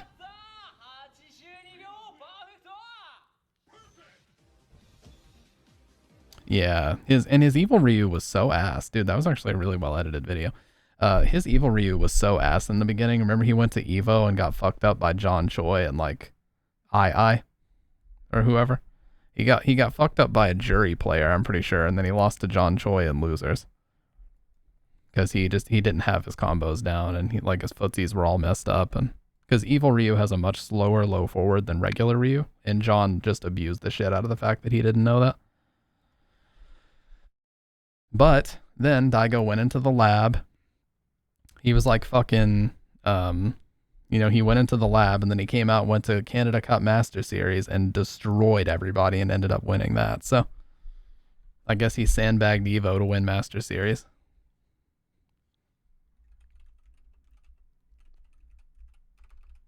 Yeah, Momochi and Kazunoko had some of the absolute best matches in Street Fighter 4. Am I going to take my shirt off next tournament? Right here. Not. So check this match out, dude. Momochi made this guy who makes everybody else look stupid. He made Kazunoko look stupid in this match. And like fucking nobody does that, not even in Japan. Momochi trying to close it out.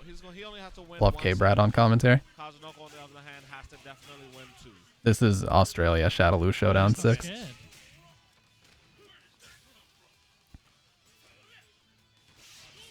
Kazunoko can chill for a little bit here. You don't want him to do anything too risky.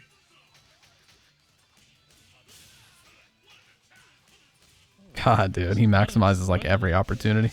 Oh yeah. Let me move the camera.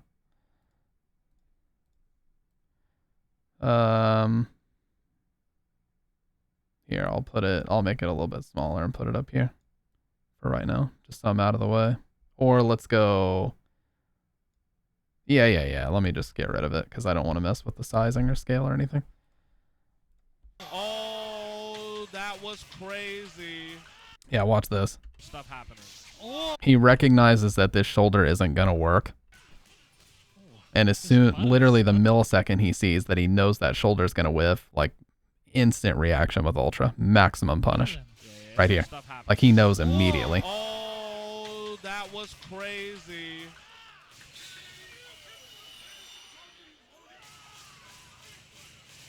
I think he saw the counter hit and the counter hit pushed him back. Momochi's the best player alive right now. Yeah, he is not lying. He really was. At this time, nobody was seeing this guy, not even Daigo. It took Daigo like a year and a half to be able to beat Momochi in tournament. No blocks. Okay, get off me. In this game in Ultra. I wonder if Momoshi's implementing any of the tech that he shows on his videos. Disrespectful. Oh, he tried the air-to-air. That was so risky. Ooh.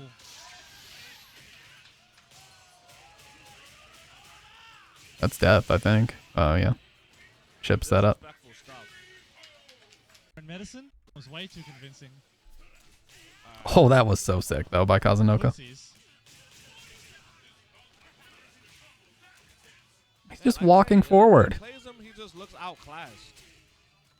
Momoshi's feeling himself real good now. Yeah, he's just doing stuff. One more. There we go. Oh yeah, dude. Player June 52 had this really sick combo on a Cody. I remember it was the African airfield stage. And it was like the longest air EX Tatsu combo I'd ever seen in my life. And yeah, he was a really sick Ken in Super. He actually didn't like Arcade Edition and stopped playing the game because he thought AE was so bad. Oh, good. Oh, that would have been it. Yobin, yeah, the guy that just did whatever the fuck he wanted. Back up DP? Nope. Oh, command grab? Pink Ryu. Oh, it's very tense. Oh, that was a thimble right there. Oh, please stop, dude. That was the sickest air-to-air read you will ever see. Instant. Jump back roundhouse. He knew. Roundhouse is so good against dive kick characters. And get the fuck out of here with your cheap-ass instant dive kick. Bottom left of his jump roundhouse. Sure you can. That's what a lot of players do. If you focus when they're in the corner, they'll definitely neutral jump. It's a good bait. Yeah. Oh, that's... He is just reading them every time. Like I said, outclassed. You're making him look like an idiot right now. Now. Yeah, dude. He was already really good before Capcom Cup, and then he won it, and then now he... 6, I'll find 7. Yeah, Why not? yeah, you know what I'm saying? Luckily, I told him how to win this tournament, you know what I'm Yeah. saying? I couldn't... Fucking K-Brad is so funny, dude. No, not nearly as godlike as him. I was like, look here, Momochi, this is what you got to do. And I told him what you Yeah, he brought Choco Blanco whenever he went. That advice I told him? What is it? I was like, That was so whatever optimal. you did at Capcom Cup, do it again. Yeah. And he was like, okay. That's a good idea. Fucking K-Brad. You know what I told Momochi? You know what you did at Capcom Cup to win? Do it again. And he said, okay. Did at Capcom Cup, do it again. Yeah. And he was like, okay. He's like, oh, yeah, that's a good idea. that sounds about right. Yo, I never thought of that. Oh, God, that's so sick. Look at that. Yo, I never thought of that. Who does that? Swag? I didn't even know that worked. Oh, nice. Oh, he's not going for the EX to Ultra. He wants to save the threat. Like, I've never seen that combo ever before this match. Oh, he's fishing for it. Oh, please. He knew he was going to hit a button right there. Oh, man.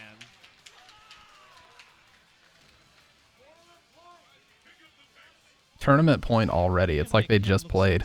They just started. Yeah, definitely, dude. I keep telling people, if you lose the Ken, you really can't blame anybody but yourself because the character is so straightforward. Yeah, and when you win with Ken, it's a legit win. Yeah, you outplayed your opponent. Oh, reactions. Dude, this is really about to be 6 rounds straight. Yeah, just like the last one. Wait, when he beat him in winners, it was 6 That's rounds really straight? surprising he didn't uppercut that with how sharp he's playing. It was I that know, quick. I know it was 3-0. I just didn't know if he got a round or not. Nice. Oh, wow, that works. That's so... God, Yun is so fucking busted. Give us the 6 rounds, yes. Don't get yourself in the corner, man. Give us the 6 round. Oh, no. That's going to hurt. I would have just done EX into dash punch, dude. Yes, Just end it. Vortex?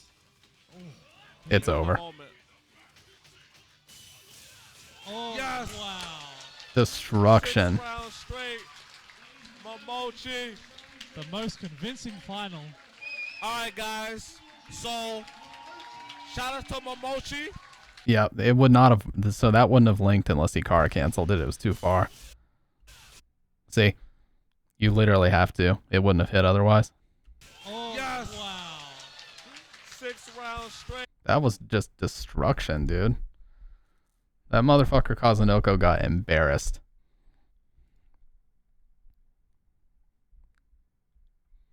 Absolute destruction. But yeah, it took Daigo like a year to be able to beat Momochi, and then that's when it happened with that really famous manual demon thing. They call it. It was Stunfest, I believe. Yeah, Stunfest, Daigo. Stunfest had a couple of Daigo's best clips ever, like especially this one here. Check this shit out. Back here. What a final round we got here. Torpedo with the life lead. This is one of my favorite Daigo clips of all time, right here. He was playing regular Ryu a little bit this tournament, even in Ultra. but check this out. This reaction, like nobody ever does this to a reaction block string fail. He knows that it's too far for the low forward fireball to be a block string, and he just whips out Ultra. Watch this. What a final round we got here. Torpedo with the life lead. Nope. There he is. That's the Daigo that we know. And then the other best clip here. EXDP? Double EXDP. Oh! What happened to Takedo? He capitulated. Did he try and go for a throw? Daigo can go 3-0 up there and win. He must have gone for a throw. And Daigo wins. I think Takedo. I think it might. Takedo with that medium kick. Great jump. Oh, he missed. Okay, he wins this match with an overhead, but there was one other clip as well. I can't remember if it was him versus Momochi or what, but he does this thing where like he just walks into people and waits a really long time to uppercut right in their face, and he does it right when he wants them to press throw. And Tokido got caught with it like every single time. I think it might have been another match where they played at Stunfest.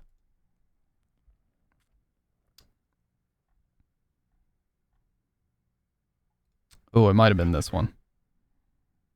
It was, yes. So it was actually versus Momochi. He played, yes, this is the Ume. This is like the definition of the Ume right here. Watch this. He walks forward.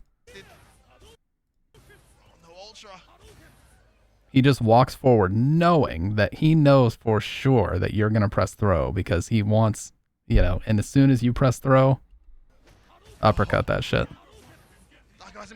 Nope. You can even see the crouch tech come out. Watch the crouch tech from Ken. Perfect timing. Yes, I'm sick, bro. Told you, walk forward DP was coming all day. As soon as he got in that range. As soon as he got in that range. Oh, when was the last time you saw Daigo do that? That takes This is me the back to guy. when I I love first seeing started this watching Daigo. this I love this. Yeah, he lost this match, but my God, did he come back and absolutely destroy in grand finals. Dude, this match has 1.7 million views. Holy shit. Daigo walks into that range. Oh my word, that's the why. spacing. That's why he doesn't. This is the most famous clip like of all of Ultra Street Fighter 4 right here.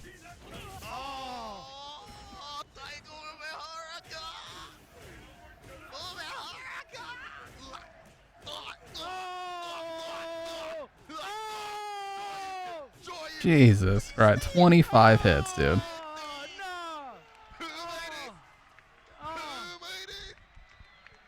Dude, Momochi had some sick clips in here too.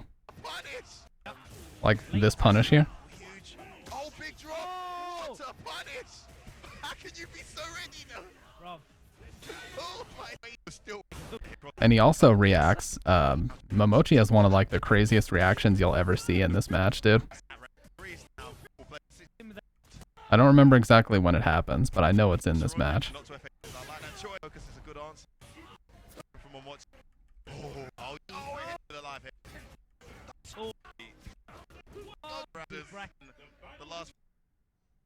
I remember the guy says, how did he react from there?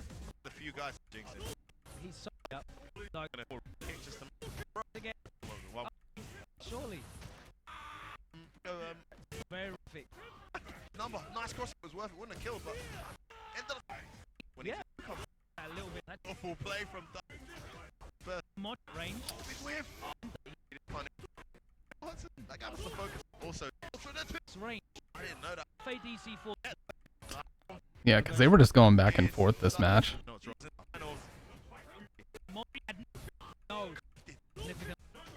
Momochi happy to oblige. Choice.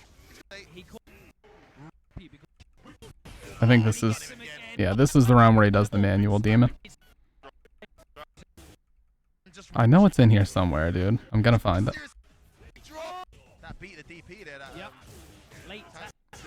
Huge. Look at the adaptation of these two players, though. There. It's around here in this fight when he's happy to walk. This is it. This is the part. Look at this reaction here, dude. Oh my. It's so fast. They're countering each other's options, and then. What? How did you react from there? How did he react from there? He buffered it with this jab. is how he did it. So like he buffered, he pressed jab and he buffered ultra, and as soon as he saw the fireball, he hit the 3 punches. Oh my days. But it's still insane. There's the jab, and then he pressed ultra right after. Or the 3 kicks for ultra too.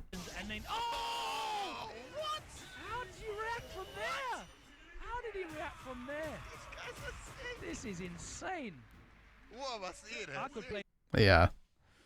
Yeah, watching Ultra at that level was something else, dude. Oh yeah, EVO 2015 top 8 was awesome because everybody knew it was going to be the last year for Ultra.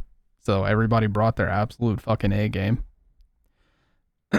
But again, I think that year was kind of, I wouldn't say ruined, but I think that year was kind of squandered by the fact that as soon as somebody started losing, even all the way up until like losers finals, they would just go to Elena.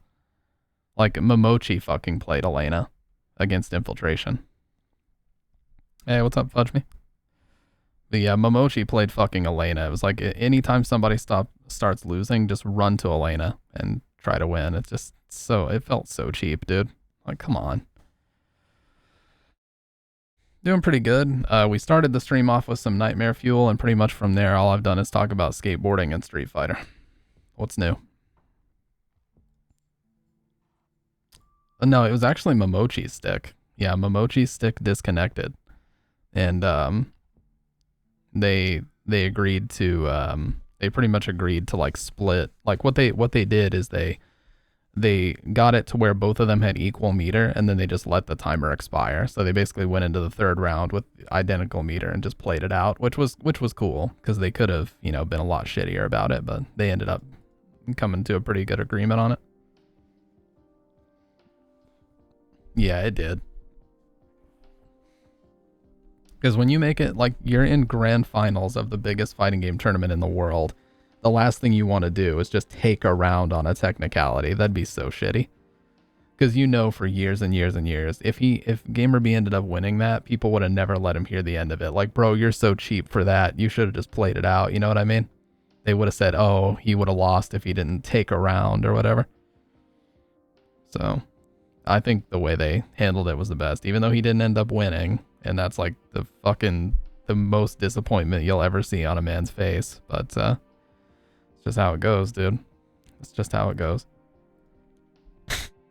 Sorry, my nose is a little bit fucked up tonight. I tried to mute myself.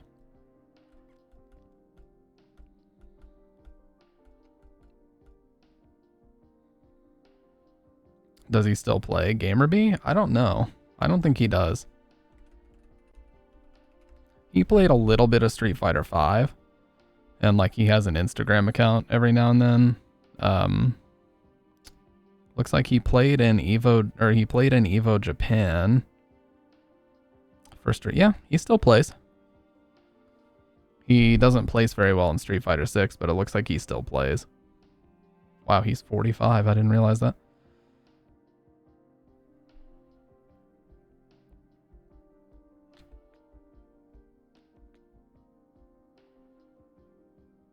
He got first place at Global Esports Games 2022 in Istanbul in Street Fighter 5. He had a couple first place finishes in Street Fighter 5. But yeah, nothing like with Street Fighter 4. He was everywhere for Street Fighter 4. He was everywhere, and he was in grand finals everywhere. Like, he was a fucking problem.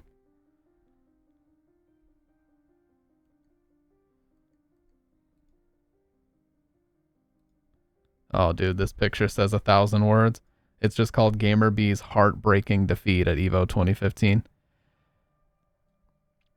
That was right after he stood up. You can still see Momochi's E-Ryu as one. That is a painful photo to look at, dude. Just stands up and he's just like, welp, second place again. He got second place twice for Street Fighter 4. Once in 2012 and once in 2015. That sucks, dude.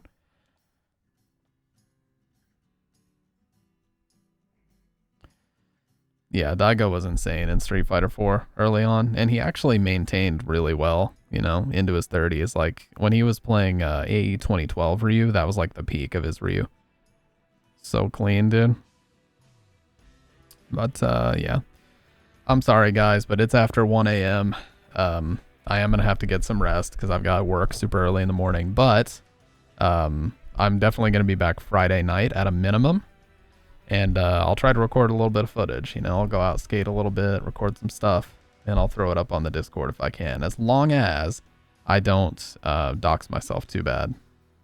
I got you. I don't know why it does that. Oh, God. Yeah. Old Boy. Great movie, by the way. Fucking Poonco, dude. The Poonco taking shirt off compilation. Hey, no problem, Baker. Appreciate you hanging out, man. And everybody. Appreciate everybody hanging out. If you guys aren't in the Discord, there's the link. I won't worry about linking the YouTube channels. Fuck it, I will anyway. They exist, okay? So if you want to check them out, feel free to do that. Either way, I'm going to break the chains on room 302 with the Keys of Liberation right now. I'll be back Friday night, so I'll talk to you guys later. 3, 2, 1.